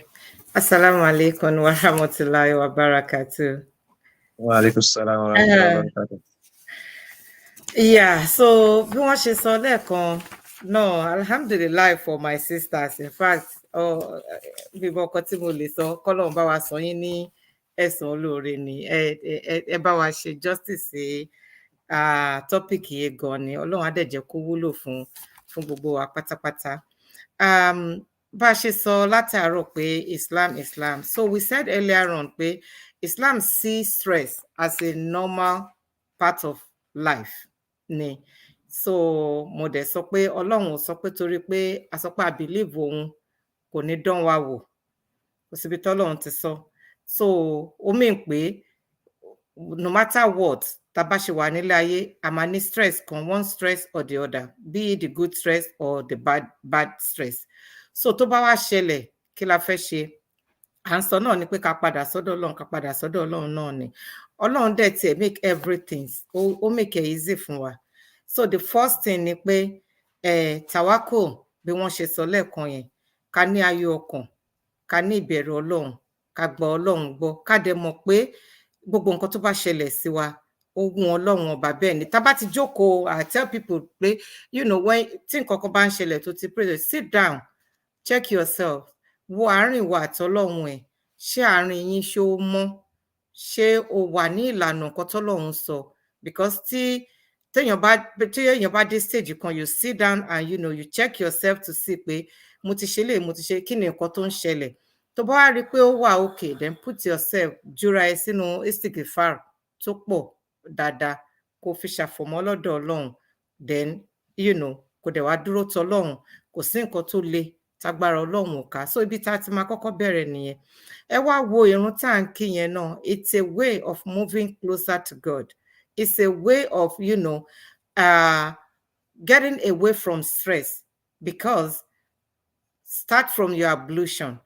Tẹ́ bá ń ṣe ablution, you have some verses, you have some recitations, ẹni àwọn àdúrà tí máa gbà, ẹni àwọn nǹkan. So at that particular point in time, kò sí nǹkan tó lè wà lẹ́mìí yín, kò sí bí nǹkan yẹn ṣe lè wúwo tó, ẹ fẹ́ bá Ọlọ́run sọ̀rọ̀, ẹ fẹ́ pe Ọlọ́run, nǹkan yẹn á kọ́kọ́ fúyẹ́ ná. Ẹ wá wo ibi tá ti ń prostrate. So you prostrating is like you know, doing away with everything. Ẹ ń gbà fọ́lọ́run pátápátá, ẹ ń ju gbogbo nǹkan sílẹ̀ fọ́lọ́run pátápátá, ẹ wá ń súnmọ́ Ọlọ́run gọgọgọgọ is your prostration. So gbogbo irú bíbẹ̀ yẹn Ọlọ́run ti wò pé stress máa wà, ó dẹ̀ ti fi àwọn nǹkan tá fi máa tackle stress yẹn, ó ti fi pẹ̀lú wa. Tilawatul Quran fẹ́ni tọ́lọ́run bá sọ pé kó mọ̀, tẹ́ ẹ bá tiẹ̀ wá mọ̀ ní Arabic, ẹ lè gbé ní English náà. Òun náà ṣe wá sọ pé irú ẹ̀ là ń ṣe, irú àwọn àgbàlagbà wa nísìnyí ní Nasfat radio Arabic class. A ní àwọn grammars ńbẹ̀, a ní àwọn great grandma, great grandpas tán wà ńbẹ̀, tó jẹ́ pé, you know, Ọlọ́run dẹ̀ sọ pé even ẹni tó ń kà á ní alif bá tasa tó ń ṣe wàmọ́ bí àṣà Imam Isa ní bó bá ṣe ń sọ wàmọ́ yẹn, wọ́n ní ládàá gọjọ ẹni tó kà á gèrègè lọ. So irú kan bẹ́ẹ̀ yẹn, when you are going through stress, àbí nǹkan kan ló ti ń gàyàn láyà tí ò ṣe, ẹ ṣàlùwàlá, ẹ gbé Quran yín, kẹ́ bẹ̀rẹ̀ sí ní kà. Then I mentioned earlier on pé ẹ má fi nǹkan sẹ́mi. Ọlọ́run gan ó frown against keeping malice. Ó sọ pé mùsùlùmí wọn ò gbọdọ̀ bára wọn yòdì ju ọjọ́ mẹ́ta lọ. Bẹ́ẹ̀ ni yẹn ṣe wùn tó ń bẹ́ẹ̀ jà tó, àbí tó ń ṣe tó, ìwọ máa ṣe sálámà lékún sí, ìwọ máa ṣe sálámà lékún sí. So kò sí irú yẹn téèyàn bá rántí yẹn pé tí n bá lọ báyàn yòdì, àbí tí mi ò bá báyàn sọ̀rọ̀, èmi gan ò nírun, èmi gan ò lẹ́sẹ̀, èmi gan ò ní nǹkan kan. Irú nǹkan bẹ́ẹ̀ yẹn gan ó máa jẹ́ kéèyàn máa wò pé kó gbé nǹkan, kó gbé fúyẹ́ lórí ẹ̀mí ẹ̀ pé kí là ń lé, kí ló wà nílé ayé yìí. So gbogbo irú àwọn ọ̀nà yẹn òun lọ́lọ́run ti là sílẹ̀. Then ká máa ní ìtẹ́lọ́rùn, ká dẹ̀ máa ní patience. We balance, you know, we balance our life with patience and gratitude. Wọ́n ní pé gbogbo bó bá ṣe rí, ẹ jẹ́ ká máa dúpẹ́ lọ́dọ̀ Ọlọ́run, ká máa dúpẹ́ lọ́dọ̀ Ọlọ́run. Gbogbo tó bá ṣe alhamdulillah, tó bá kù díẹ̀ ká tó alhamdulillah, tó bá dáná alhamdulillah. Ẹni tó bá ń dúpẹ́, téèyàn bá mọ núrò, a máa mọ pẹ́ dú, because tó bá dúpẹ́ oore tó ṣe fún ẹ lénìí, èyí tó jù yẹn lọ ó lè ṣe fún ẹ lọ́la. Wo ò dẹ̀ ní kápá lórí nǹkan tọ́lọ́run lè ṣe. Ọlọ́run ọba nìkan, òun lọ́ba tó mọ̀ nǹkan tó tọ́ òun ló dẹ̀ mọ àsìkò tó máa tó bá jẹ́ pé nǹkan kan ló ń lé tí ò tí ì bá o ti pray o ti fast o ti ṣe gbogbo ẹ̀ ọlọ́run sọ pásìkò yẹn ò tí ì tó ni kò dẹ̀ sádúrà kan tọ́lọ́run ò gbà ibi tó ń gbà sí ló yàtọ̀ wọ́n ní pé tọ́lọ́run bá ṣí ojú fún wa tá a bá wo àwọn nǹkan kan tí ọlọ́run tó ń gbé kúrò níwájú wa látara àwọn àdúrà tá à ń ṣe ni a máa máa dúpẹ́ lọ́dọ̀ ọlọ́run ni bọ̀ torí pé ìtawà ń fẹ́ gangan yẹn kò tí ì sí kò míì pé bóyá ọlọ́run ò gba àdúrà wa ó lè jẹ́ pé bóyá tí nǹkan yẹn bá tẹ̀ wá lọ́wọ́ àwọn èèyàn máa ń sọ pé àfẹ́ oré dé èmi pin bóyá tí nǹkan yẹn bá tẹ̀ wá lọ́wọ́ ní táìmù yẹn bóyá ó máa bẹ́ mi lọ àbí bóyá nǹkan kan míì máa ṣẹlẹ̀ lọ́lọ́run ṣé wò pé no eléyìí ò tí ì kàn ẹ́ nísìnyí ìwọ ṣẹ̀ṣẹ̀ léyìn náà so gbogbo irú àwọn nǹkan bẹ́ẹ̀ yẹn àwọn nǹkan tí Islam sọ tó lè jẹ́ pé tó fi prepare wa sílẹ̀ pé life is not a bed of roses pé it's full of ups and downs so tí ups yẹn bá wá dé how do we manage it how do we survive tá a ṣe ń wá jẹ́ bí aláìmọ̀kan so òun ni irú gbogbo àwọn àdúrà tá à ń ṣe then àwọn èèyàn tá surround ara wa pẹ̀lú à ń lọ sí mosque ni à ń lọ ṣàṣàlátù ni à ń ṣe tàájùdù ni à ń ṣe kọkọ bẹ́ẹ̀ yẹn tó gbogbo irú àwọn nǹkan bẹ́ẹ̀ yẹn a máa gbé gbogbo nǹkan a máa gbé fúyẹ́ lẹ́mìí wa kò ní jẹ́ ká máa di nǹkan sọ́kọ̀ débi tó jẹ́ pé àwa máa ronú tẹ bá ti ń ronú blood pressure yín á máa ga tí blood pressure yín bá ti ń ga hypertension á wọlé tí hypertension bá ti wọlé ó di pé kẹ́ máa wà lórí medications tẹ́ ń lò ìyẹn á tún máa affect liver yín á tún máa affect kidney yín á tún máa ṣoríṣi so you just moving from fry pan to fire kí ló dé tó lè òkú kó wá fi gbogbo ẹ̀ sílẹ̀ kó fi sílẹ̀ fún Ọlọ́run then self-care is very very important it's an Islamic perspective Ọlọ́run ò sọ pé wọ́n ní ká má tọ́jú ara wa Ọlọ́run ọba gan kò fẹ́ nǹkan tó dọ̀tí nǹkan tó mọ́ ni so care for yourself jẹ nǹkan tó dáa lásìkò wọ aṣọ tó dáa lásìkò wà ní ìmọ́tótó àyíká ẹ náà jẹ́ kó dáa iṣẹ́ ẹ náà jẹ́ kó dáa jẹ́ kó jẹ́ nǹkan tó mọ́ àwọn tó ń bá rìn jẹ́ kó jẹ́ àwọn tó mọ́ nǹkan tó máa jẹ nǹkan tó máa mu jẹ́ kó jẹ́ nǹkan tó mọ́ what you eat too téèyàn bá ní stress àwọn oúnjẹ kan wà tó jẹ́ pé ó lè relieve stress fún yàn gbogbo irú àwọn fruits yẹn oríṣiríṣi àwọn kiwis àwọn there are so many of them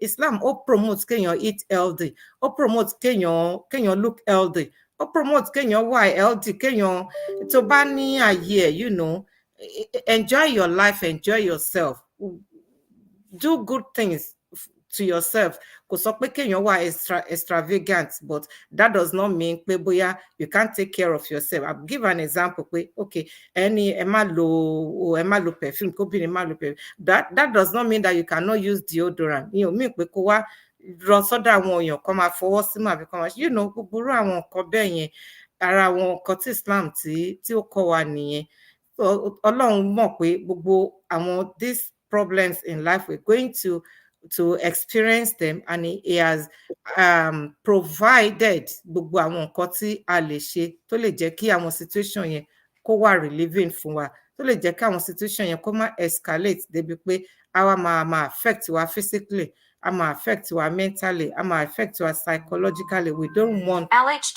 all of those to happen to us so may Allah subhanahu wa ta'ala may he continue to guide us. May he continue to direct us. May he make life easy for us. May he be there for us at all times. Kí ó má fi ètò jù wá lọ, kó má dá sí wa nígbà. Bismillah. Thank you so much, sir. Alhamdulillah, adúpẹ́ lọ́wọ́ yín alájà Rashida Akínsọ́lá adúpẹ́ lọ́wọ́ yín ọlọ́mọ sọ yín ní ẹ̀san dáadáa ṣe màmá wa. Gbogbo yín màmá wa adúpẹ́ púpọ̀ lọ́wọ́ yín. Ajá wa Nafisa. Mo fẹ́ béèrè ìbéèrè kan. I just want gẹ́gẹ́ bí ẹni pé mo rí pé field yín ni. Yes, ẹni pé mo rí pé field yín ni. Gẹ́gẹ́ kí n béèrè ìbéèrè yẹn. Ìbéèrè náà ni Ànábì sallallahu alaihi wasallam. Ànábì sọ hadith kan nípa stress. Ànábì sọ pé ó ní al-ghadab. Ànábì ní al-ghadab mina shaitan. Ànábì ní ìbínú tí ẹ rí yẹn ó ní látọ̀dọ̀ èṣù ló ti máa ń wá ó ní fọwọ́ shaitan alákọ̀wé lọ́wọ́ bí nàá ẹ̀wà ríṣẹ́ ìtọ́ nìyẹn ọlọ́wọ́n bá dá láti inú iná sànábì wá sọ pé ó dáa tó bá rí bẹ́ẹ̀ ọ ìdá gbọ́dọ̀ bá àdókùn tábà ti wá lẹ́nikẹ́ni nínú yín tó bá wá ń bínú ó ní fáliyàtà wàdà ẹ sọ fún onítọ̀ pé kó lọ ṣàlùwàlà ànábì ní ẹ sọ fún pé kó lọ ṣàlùwàlà so ó túmọ̀ sí pé ànábì jẹ́ kó yé wa pé ṣẹ̀tán yẹn ló ní ìbínú adẹ̀dá ṣẹ̀tán láti inú iná so omi ló dẹ̀ ń pa oró iná so tẹ́nikẹ́ni bá ti wá ń bínú yín kó lọ ṣàlùwàlà question tí wọ́n fẹ́ béèrè lọ́wọ́ yín lélẹ̀ ṣẹ́rí ànábì sallallahu alaihi wasallam ànábì is a psychologist scientist gbogbo field láyé pátá lè máa bá ànábì so ànábì fẹ́ fi kankan yé wa nínú àdìsí yẹn ni so olúwàbẹ̀ kí n béèrè question lọ́wọ́ yín pé gẹ́gẹ́ bó jẹ́ pé field yín is there any connection between water and control of stress?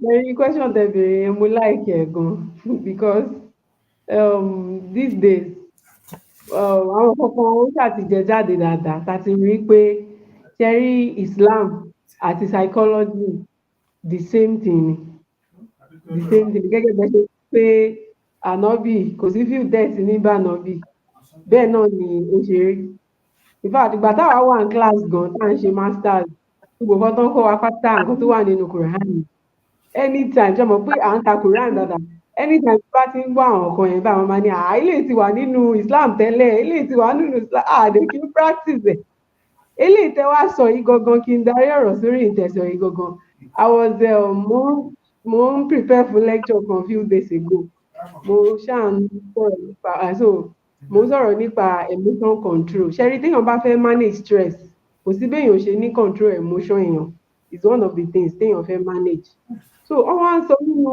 àwọn techniques yẹn pé tí èèyàn bá rí pé inú yẹn ń bíyàn gan tí èèyàn bá rí pé inú yẹn ń bíyàn gan kéèyàn lọ gbé ice block kéèyàn gbé sórí rẹ̀ àbí kéèyàn lọ wẹ̀ àbí kéèyàn fomi sára mo wá pariwo Allahu Akbar Allahu Akbar because ìwọ̀n náà fi sọ pé ká lọ ṣàlùwàlá àti tẹ bá fẹ́ manage stress tẹ fẹ́ manage emotion ẹ fi omi kẹ́ fi sára yín pé omi yẹn ó máa lọ control nervous system yín á wá jẹ́ kí everything calm down gbogbo àwọn nǹkan tó ti lọ sókè tẹ́lẹ̀ gbogbo àwọn stress hormone tó ti release tẹ́lẹ̀ pé gbogbo wọn máa wá sílẹ̀ this is scientifically proven o kò ń ṣe pé nǹkan tí èèyàn kọ́kọ́ sọ wọ́n ti ṣe experiment lórí ẹ̀ wọ́n ti rí pé nǹkan tó ń ṣẹlẹ̀ lélẹ̀ so that is just it òun náà ó wà nínú psychology so it's the same thing in fact there are a lot of techniques tí ó wà nínú psychology tó jẹ́ pé ó wà nínú Islam náà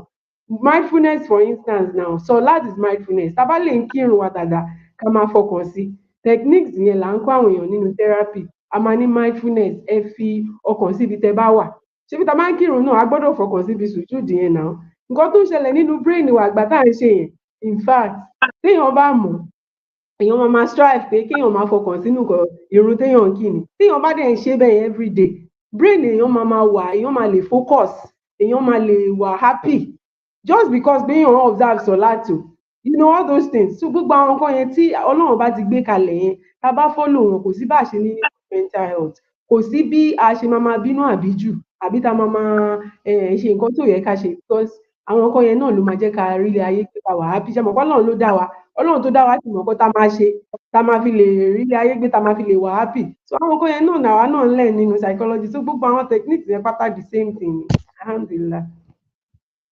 I will just add one point to that, Imam. Ṣé mọ̀ pé I found somewhere that stress can cause dehydration. You understand, or water tense, or stress can cause dehydration, and dehydration can cause stress too. So say your body was stressed out. So sipping water is like sipping your stress away. So gbogbo ẹ̀ ó wà connected mọ́ra wọn. Tẹ́ bá ṣàlùwàlá náà omi náà ń wọnú ara yín. Torí ẹ̀ náà ṣe ní ká má máa lo paint àbí ká má máa ṣe nǹkan tó jẹ́ pé omi ò fi ní wọ inú ara wa. So our skin has holes too. So omi tá fi ń ṣàlùwàlá yẹn náà ó ń wọnú ara wa. So ó ní calming effect one way or the other. Salaam alaikum. Now, ẹ ṣeun, ẹ̀yin màmá wa, torí àsìkò tá a bá ní ká bẹ̀rẹ̀ sí discuss lórí ọ̀rọ̀ stress. Ẹ wo question pọ̀ nílẹ̀ tí mo lè béèrè lọ́wọ́ yín gan ni o.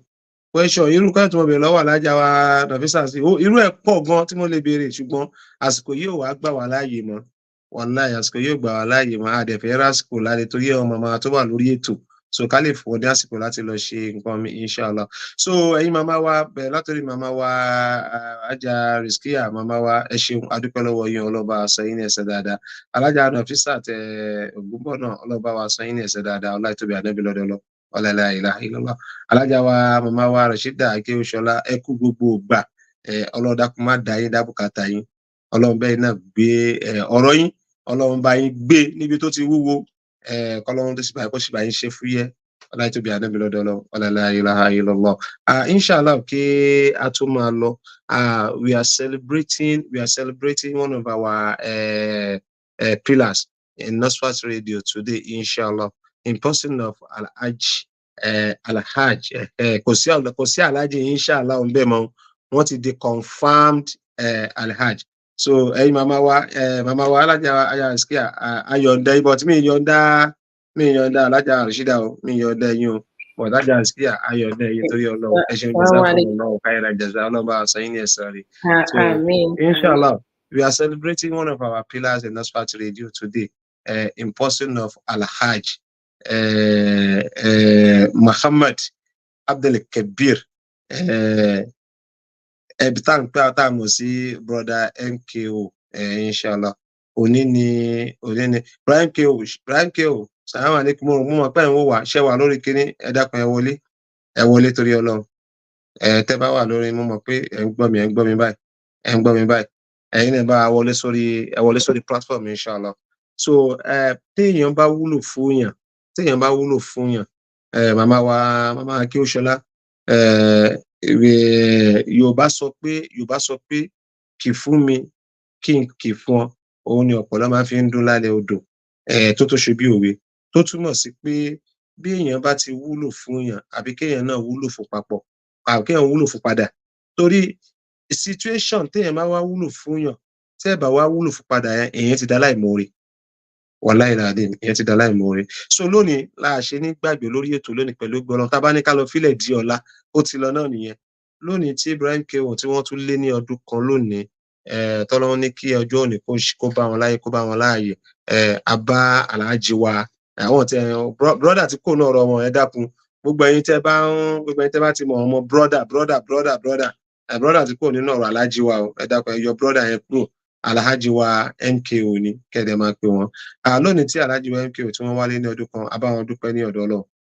Kọ́lọ́run dákun, Ọlọ́run má jẹ́ kẹ́ fi òní, má jẹ́ kẹ́ fi ṣe ọjọ́ tó gbẹ̀yìn tẹ́ máa lò láyé, má jẹ́ kẹ́ fi ọdún yìí, má jẹ́ kẹ́ fi ṣe ọdún kan tó kù tẹ́ máa lò láyé. Ọlá ìtóbi ànábì lọ́dọ̀ Ọlọ́run, ọlá la ilaha illallah. Kọ́lọ́run wọlá ìgbìyànjú yín nínú ẹ̀sìn Islam in general. Ọlọ́run wọlá ìgbìyànjú nínú Islam in general, torí pé mo rí pé Alhaji wa MKO wọ́n ti ní NGO kan tó ṣe pé wọ́n assist àwọn èèyàn, tí mo rí sáyẹn, kódà mo rí ọwọ́ wọn, mo kàn ọwọ́ wọn dáadáa. Ó túmọ̀ sí pé ẹ ṣeun Alhaji wa MKO, ẹ bá mi fi next time ẹ bá ti fẹ́ kọ orúkọ yín, iṣẹ́ kékeré, wàhálà kékeré kọ́ lẹ lọ ṣe ní Saudi o. Ẹ bá ti fẹ́ kọ orúkọ ẹ má bá mi fi Alhaji sí lẹ́yìn. Alhaji MKO, Alhaji MKO, Ọlọ́run dágbà mi sọ yín ní ẹ̀san rẹ̀. So tó túmọ̀ sí pé Islam ni wọ́n ṣiṣẹ́ fún generally, pàápàá jùlọ iṣẹ́ wọn nínú Islam yìí ó pọ̀ púpọ̀ tó ṣe pé ọ̀pọ̀lọpọ̀ ẹ̀ náà wọ́n wá ń ṣe sí ọ̀dọ̀ náà. So bí wọ́n ṣe wá ń ṣe sí ọ̀dọ̀ wa ń bí, gbọ́dọ̀ yá láìmoore fún wọn, torí pé wọ́n gbìyànjú sí ọ̀rọ̀ Nasfat Radio. Àwọn ọ̀nà táwa náà lè gbà fi san ẹ̀san fún wọn, àwọn náà ni pé lọ́jọ́ òní tí a celebrate wọn yìí, ká ṣàdúrà fún wọn, k'Ọlọ́run dákun kó jọ gbogbo ibi tẹ́yin náà ti ń wò pé bóyá ẹrù yín, Alhaji MKO, tẹ́yin ti ń wò pé bóyá ẹrù yín ó wúwo, eléyìí ó wúwo, ṣé mo lè gbé ṣá, abẹ́nà màlẹ́kẹ́ ọlá pé k'Ọlọ́run dákun bá wa bá yín gbé, k'Ọlọ́run bá wa bá yín gbé. Gbogbo àwa tá a jẹ́ gbata jẹ́ student àti past students of Nasfat Radio Arabic class, present students of Nasfat Radio Arabic class, gbogbo bá ṣe ń ṣe tó fi ń dùn. Ẹ má jẹ́ kí n tàn yín àwọn alájí wa àtàwọn alájà wa tí wọ́n wà lórí screen, àwọn ni wọ́n wà ń díẹ̀ o, tí àwọn ni wọ́n ń bẹ, àwọn ni kinní kan tó ń bẹ nínú ìgò tó fi ń ṣe kinní kan. Ẹ má yẹ ká sọ yẹn tó ní pé mùsùlùmí ni wá ká má sọ yẹn torí mùsùlùmí ni wá. Àwọn ni wọ́n ń dún ní sàlẹ̀ tí Nasfat Radio Arabic class tó fi ń dùn tí gbogbo wa fi ń débẹ̀ tá fi ń rí omi ìmọ̀ bumú tọ́lọ́wọ́ ní ká máa rẹ́kọ̀ọ́ náà kan tó ṣe ń ṣàlùbáríkà fún wa. So lónìí ní Ibrahim K.O. wálé ní ọdún kan yìí inshallah. Kọ́lọ́ ń dákun kó bá wa ṣe dáadáa fún yín o. Aláàjì Ibrahim K.O. Kọ́lọ́ bá wa ṣe dáadáa fún yín. Ọlá tóbi ànábì lọ́dọọlọ́. Kọ́lọ́ ń wọlá ájì tẹ́ ṣẹ̀ṣẹ̀ dé. Èèyàn kí ń lọ sí Mọ́kà yẹn kó padà dé. Kọ́rọ̀ ẹ má dá sí. Àpẹ̀yìndé tẹ padà dé yìí pẹ̀lú gọ́lọ́ aláàjì ọ̀rọ̀ yín bẹ̀rẹ̀ sí dá sí ni o. Ọ̀rọ̀ yín bẹ̀rẹ̀ sí dá sí ni. Ọ̀rọ̀ yín bẹ̀rẹ̀ sí dá sí ni. Ọlá títóbi orúkọ Ọlọ́run bá ti ń jẹ́ Allah. Ọlá títóbi orúkọ Ọlọ́run bá ti ń jẹ́ Allah. Ọlá títóbi orúkọ Ọlọ́run bá ti ń jẹ́ Allah. Ọlọ́run bá wa ṣe bẹ́ẹ̀ fún yín. Ọlọ́run bá wa ṣe bẹ́ẹ̀ fún yín. Súrà mẹ́ta náà ni a fi ṣàdúrà fún yín. Nasfat Radio fẹ́ fi ṣàdúrà fún yín lónìí. Súrà náà ni kò pọ̀ rárá. Súratu Du'a a fi ṣàdúrà fún yín. Inshallah. Gbogbo oore tó ń bẹ tọ́lọ́run sọ fún Ànábì nínú Du'a. Gbogbo oore náà la wá bẹ Ọlọ́run papọ̀ pé kọ́lọ́run dákun dábọ̀ kó wá bá wa papọ̀ kó sọ di oore fún ẹ̀yin náà lẹ́yìn tẹ́ ti Mọ́kà dé. Ní àpẹ̀yìndà tẹ́yìn tẹ́lé lọ́dún kan lónìí tá à ń ṣàdúrà fún yín yìí. Àpẹ̀yìndà ẹ̀ báyìí kọ́lọ́run dákun kẹ́ máa lékún nínú oore ni o.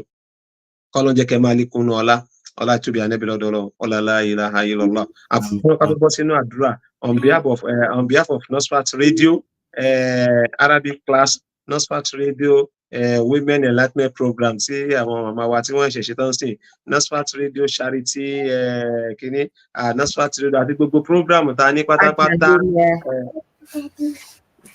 Now? Nasfat Radio Ajan Umrah too. So Nasfat Radio Ajan Umrah. Gbogbo ẹ̀ka tí Nasfat Radio ní pátápátá, we are saying happy birthday to you, Alhaji MKO. We wish you long life and prosperity, inshallah. More blessing, more money to your bank account, more money to your pocket. Even the two man kówó síná, ṣe máa tún tọ́wọ́ sínú dra. Kí máa sọ pé more money to your dra. So pẹ̀lú gan ọlọ́run dákúmá wa fún yín. So ẹ kú ọdún náà, ẹ kú yèdún lédè tẹ́ ń ṣe ọlọ́run dákun. Má jẹ́ kẹ́ fi ọdún yìí, má jẹ́ kẹ́ fi ṣe òpin tẹ́ máa lò láyé.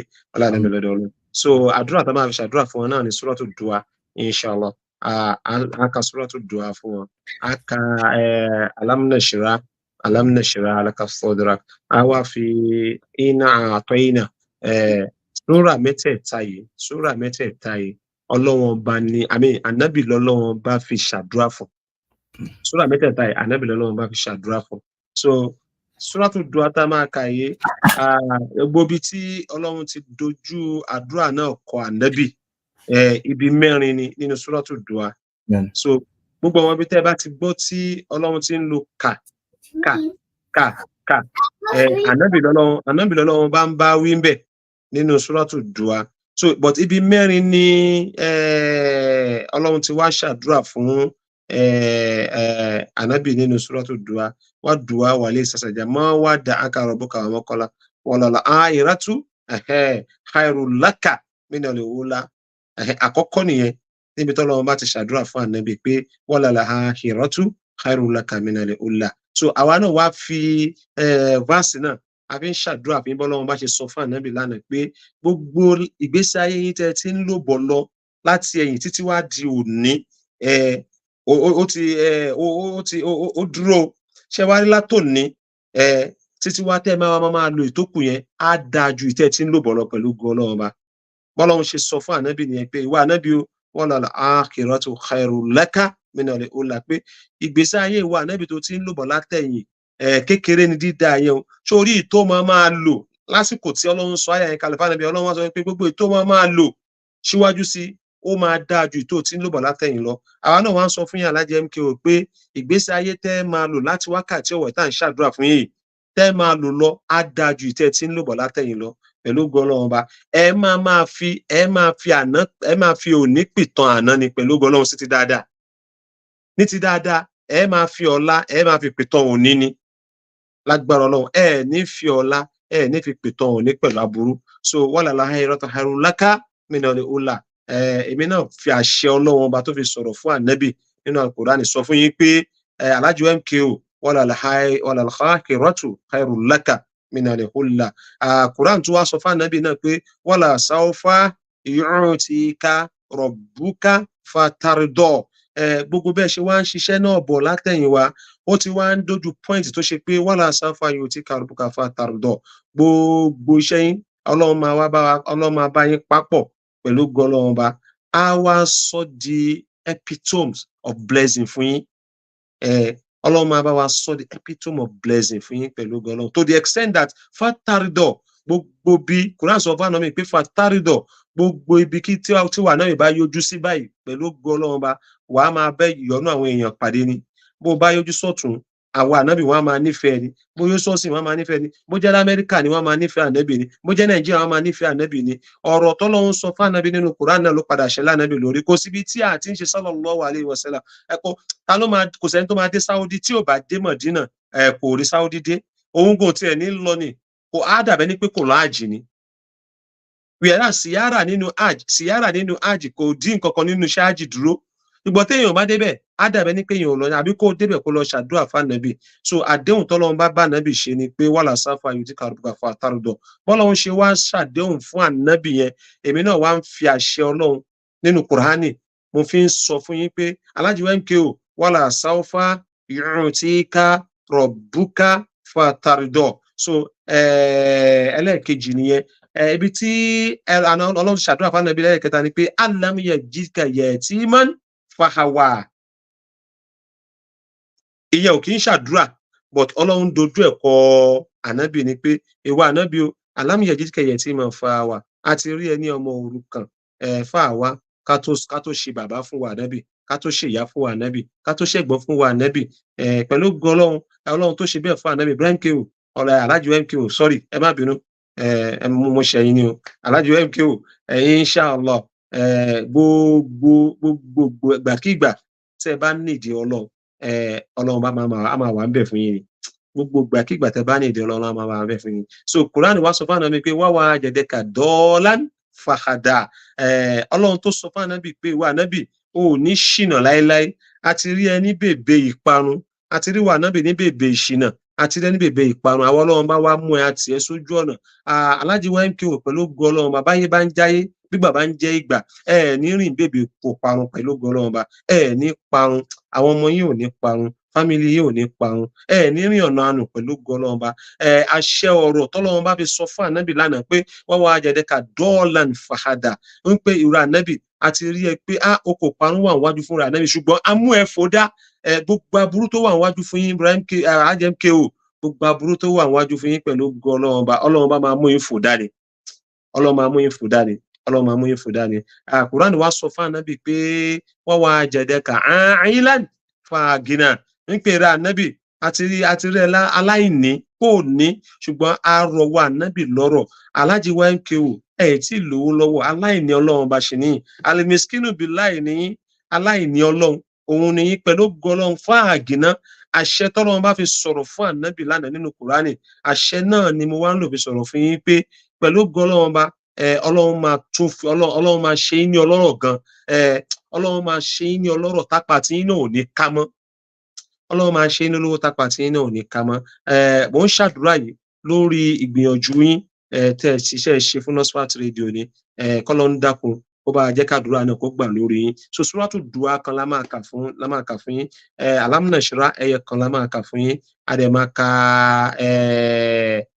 iná àtẹ́yìnà kalkaudar a máa ka ẹyọ kan fún yín ṣùgbọ́n a máa wá repeat ibi tá a máa repeat nínú suratu dua yẹn òun níbi tí Ọlọ́run bá ti ṣàdúrà fún ànábì bẹ̀rẹ̀ láti bí wàlà láìrátù khairu laka minal ula wàlà sawfa yutika rabbuka fatardo alam yajidka yatiman fawa wa wajadaka dọ́ọ̀lan fàdá wa wajadaka ailan fàgínà so ibi mẹ́tẹ̀ẹ̀ta yẹn a máa repeat ibi márààrún yẹn bó tẹ̀ jẹ́ pé ibi mẹ́rin làdúrà ń bẹ ṣùgbọ́n ibi tó wà láàrin ẹ̀yẹn a máa kó mọ́ náà ni a ní yọ kúrò ń bẹ so máa repeat fast márààrún yẹn, máa repeat ẹlẹ́ẹ̀mẹ́ta.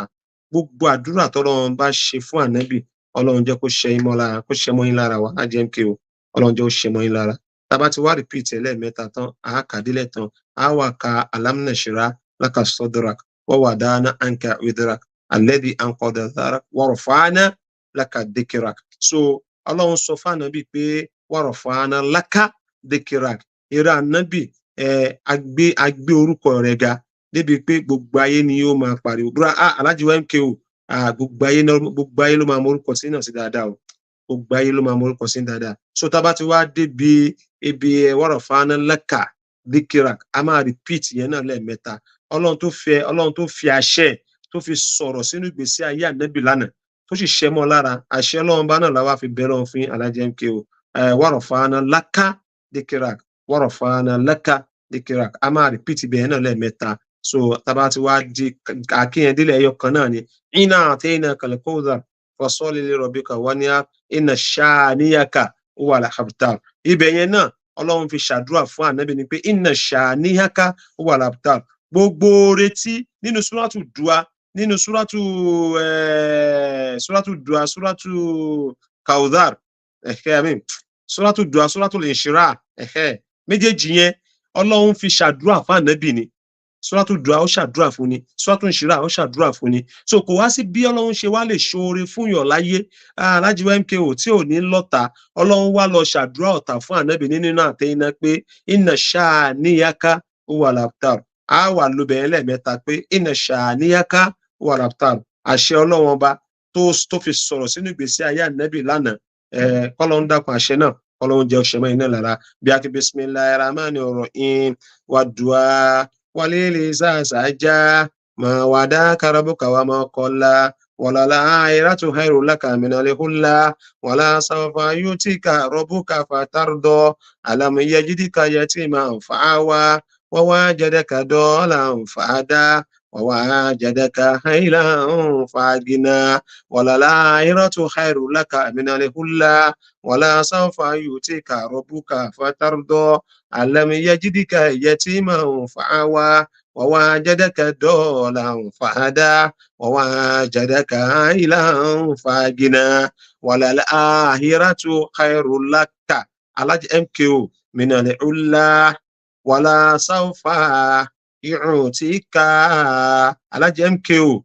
rabbuka fatarda alam yajidka yatiman fa'awa wa wajadaka, Alhaji MKO, dalan fahada wa wajadaka, Alhaji MKO, ahilan fagina fahamal yatima fala takhar wa hama sa'ila fala tanhar wa hamma binimati rabbika fahaddis. Bismillahir rahmanir rahim. Alam nashrah laka sadrak wa wada'na anka wizrak alladhi anqadha dhahrak wa rafa'na laka dhikrak, Alhaji MKO, wa rafa'na laka, Alhaji MKO, dhikrak wa rafa'na laka, Alhaji MKO, dhikrak wa rafa'na laka dhikrak fa inna ma'al udri yusra, inna ma'al udri yusra wa idha faragta fa'ansab wa ila rabbika farghab. Bismillahir rahmanir rahim. Inna a'tainakal kawthar fasalli li rabbika wanhar inna shanihaka, Alhaji Muhammad Abdul Kabir huwal abtar. Inna shani'aka, Alhaji Muhammad Abdul Kabir huwal abtar. Inna shanihaka, Alhaji Muhammad Abdul Kabir huwal abtar. Àwa ṣe salatul Fatih kan lẹ́yìn ẹ̀sẹ̀. Allahumma salli ala sayyidina Muhammad al-Fatih lima ughliqa wal khatim lima sabaqa ناصر لك بلاك ولا يهدي إلى صراطك المستقيم وعلى آله قدر ومقدار العظيم. Ọlọ́run dákun bá wa ṣe bẹ́ẹ̀, Ọlọ́run bá wa ṣe bẹ́ẹ̀ fún yín, Ọlọ́run bá wa ṣe bẹ́ẹ̀ fún yín. Tọ̀wíl lákà òmùrákà, à ń bẹ Ọlọ́run bàbá lẹ́kẹ̀ọ́lá kó dákun kó bá a lọ́ra ẹ̀mí yín o. Ọlọ́run bá a lọ́ra ẹ̀mí yín fún yín o, bá a lọ́ra ẹ̀mí yín fún wa, má jẹ́ kẹ́ ẹ kú báyìí. Ọlọ́run jẹ́ ìdàgbà kẹ́lẹ́ òkè tó kú. Kàó múre iṣu àìbùnà gẹ́gẹ́ bọ́lọ́run ṣe lọ́ra ẹ̀mí ànábì wa Ṣuaibu. tó jẹ́ pé ó dàgbà ó dògbò à ń fi ọlá àtànábì wa Shuaib àfi ń bẹ lọ́wọ́ fún yàrá jẹ́ ń kí o pé kọ́lọ́ba lọ́rẹ̀ mi wà á fi àtẹ̀hàn ka ibú ní ìmúra àná mojilaji kọ́lọ́wọ́ bá wa ṣe àlàáfíà ara tó pọ̀ fún yín ka ibú ní ìmúra àná mojilaji bó ṣe ṣe fún ànábì wa Musa alayhi salam tí orí ò fọ́ Musa látàárọ̀ dalẹ́ rí abíọ́lọ́run afọ́lá tí Musa náà fi bí ọlọ́run bá kọ́lọ́ba wa ṣe àlàáfíà tó péye fún yín kọ́lọ́ba ṣe fún yín lẹ́yìn tẹ́mi yín bá gùn kọ́lọ́ba fi àlàáfíà kún wà múlíkì kámúlíkì láàyè fi ìnagì ní dáhùdín ọlọ́run bá wa ṣe ọlá fún yín ọlá tó pọ̀ gẹ́gẹ́ bó ṣe ṣe fún ànábì wa Dáúdà ọlọ́run bá wa ṣe ọlá bẹ́ẹ̀ fún yín kó fi ọlá pẹ̀lú ẹ̀mí gígùn àti àlàáfíà ara fún yín rọ́súlù Sulaimana rọ́súlù mùkàmílù kọ́lọ́mọ́ wa jẹ́ kọ́lá náà wá dúró lórí tí nítorí pọ́lọ́run ò jẹ́ kọ́lá náà dúró lórí ànábì wa Dáúdà nìkan ṣo ọlọ́run tún wá ní kí ọmọ ẹ̀ jogún ọlá náà lọ́wọ́ ẹ̀ kọ́lọ́n wá wọlá àwọn méjèèjì àti Dáúdà tó Sùlẹ́mánà gbogbo ọmọ tẹ́yìn náà bó ti wùn kọ́lá tí yín náà pọ̀ tó gbogbo ọmọ tẹ́ ẹ bá bí kó jẹ́ kí ọlá tí wọ́n tún ju ti yín lọ gbogbo ọmọ tẹ́ ẹ bá bí ọlọ́run jẹ́ kí ọlá tí wọ́n tún ju ti yín lọ ọlá la ilaha illallah ọlá la ilaha illallah ọlá la ilaha illallah màmá wa Rashida Akéṣọlá àníkẹ́ dúró ẹ̀dẹ̀ dúró ẹ ní nǹkan míì tẹ́ fẹ́ ṣe màmá ṣùgbọ́n ẹ nífẹ̀ẹ́ ànábì ni kọ́lọ́ ń dákun kó wá wọlá ìfẹ́ tẹ́ ní sànábì alámọ̀rí tí náà ò ní dàrú láéláé ọlá àti tóbi ànábì lọ́dọ̀ lọ ọlá la ilaha illallah ẹ ṣeun púpọ̀ adúpẹ́ lọ́wọ́ ẹ̀yin náà adúpẹ́ púpọ̀ lọ́wọ́ ẹ̀yin náà adúpẹ́ púpọ̀ ọlọ́mọba wa san yín ní ẹ̀san dáadáa alámọ̀rí tí náà ò ní dàrú gbogbo bẹ́ẹ̀ bá ti ń fà alájà wa Rashida Akéṣọlá á máa dún ni o bẹ́ẹ̀ bá ti ń fà wọ́ yẹn á máa tó ni o bẹ́ẹ̀ bá ṣe ń lù á máa dún ni o gbogbo bẹ́ẹ̀ bá ṣe ń wí ọlọ́run á máa sọ di àṣẹ fún yín ni ọlá títóbi ànábì lọ́dọ̀ Ọlọ́run ọlá ńláhù ọlá àhúwà ọlá orúkọ ọlọ́run ọba tó ṣe pé ó pamọ́ ọlọ́run ò fi mẹ́nìkan yàtọ̀ sóhun nìkan náà ló mọ̀ àfi bẹ́ ọlọ́run bàbá àlekẹ́lá ó jẹ́ kí àdúrà wa yìí ó jẹ́ ó gbà ọlá títóbi ànábì lọ́dọ̀ Ọlọ́run ọlá la ilaha illallah. So once again Alhaji MKO on behalf of the Nasfat radio àti gbogbo ẹ̀ka tí Nasfat radio nípa pátá we said happy birthday to you. Long life, we wish long life and prosperity inshallah ọlọmọ àgbàdúrà tí ilẹ̀ gbogbo àwọn kúrò tó wá kù bẹ́ẹ̀ látọ̀dọ̀ alájú wa Mọ̀rítádọ̀ Adébúlé àti gbogbo màmá wa pàápàá jùlọ màmá wa tó ṣe pé àwọn náà ní gbogbo ìgbà lórí program yìí every Friday every Sunday àwọn náà là ń rí tí wọ́n dẹ̀ ń sàpà gbogbo yín bẹ́ẹ̀ ṣe wá pọ̀ tó lórí gbogbo bẹ́ẹ̀ ṣe pọ̀ tó lórí platform yìí tá a bá ní ká bẹ̀rẹ̀ sí dárúkọ ní kò mí bọ̀rọ̀ gbogbo yín bẹ́ẹ̀ ṣe pọ̀ tó mo rí kọ́mẹ́ǹtì gbogbo yín pátápátá bẹ́ẹ̀ ṣe ń ṣe àmì tẹ́yìn ṣe àmì sí gbogbo àdúrà tá à ń ṣe fún alájú MK àti tá à ń ṣe fún alájà Rashida ọlọ́run bá gbàdúrà tí yín náà pátá ọlọ́run bá mọ̀ yín ọlọ́run bá gbàdúrà tí yín náà ọlátòbí ànábì lọ́dọ̀ Ọlọ́run tá a bá ní ká máa dárúkọ sí àsìkò àlọ́ ni ọlọ́run dákun bá gbà ọlá ànábì lọ́dọ̀ Ọlọ́run ọlá la ilaha illallah bí akí bismillahir rahmanir rahim bismillahir rahmanir rahim gbogbo àdúrà tá a ṣe pátá látòkè délẹ̀ ọlọ́run dákun bá mú lọlé àṣẹ èyí tá a ṣe fún alájú MK ọlọ́run dákun gbà èyí tá a ṣe fún màmá wa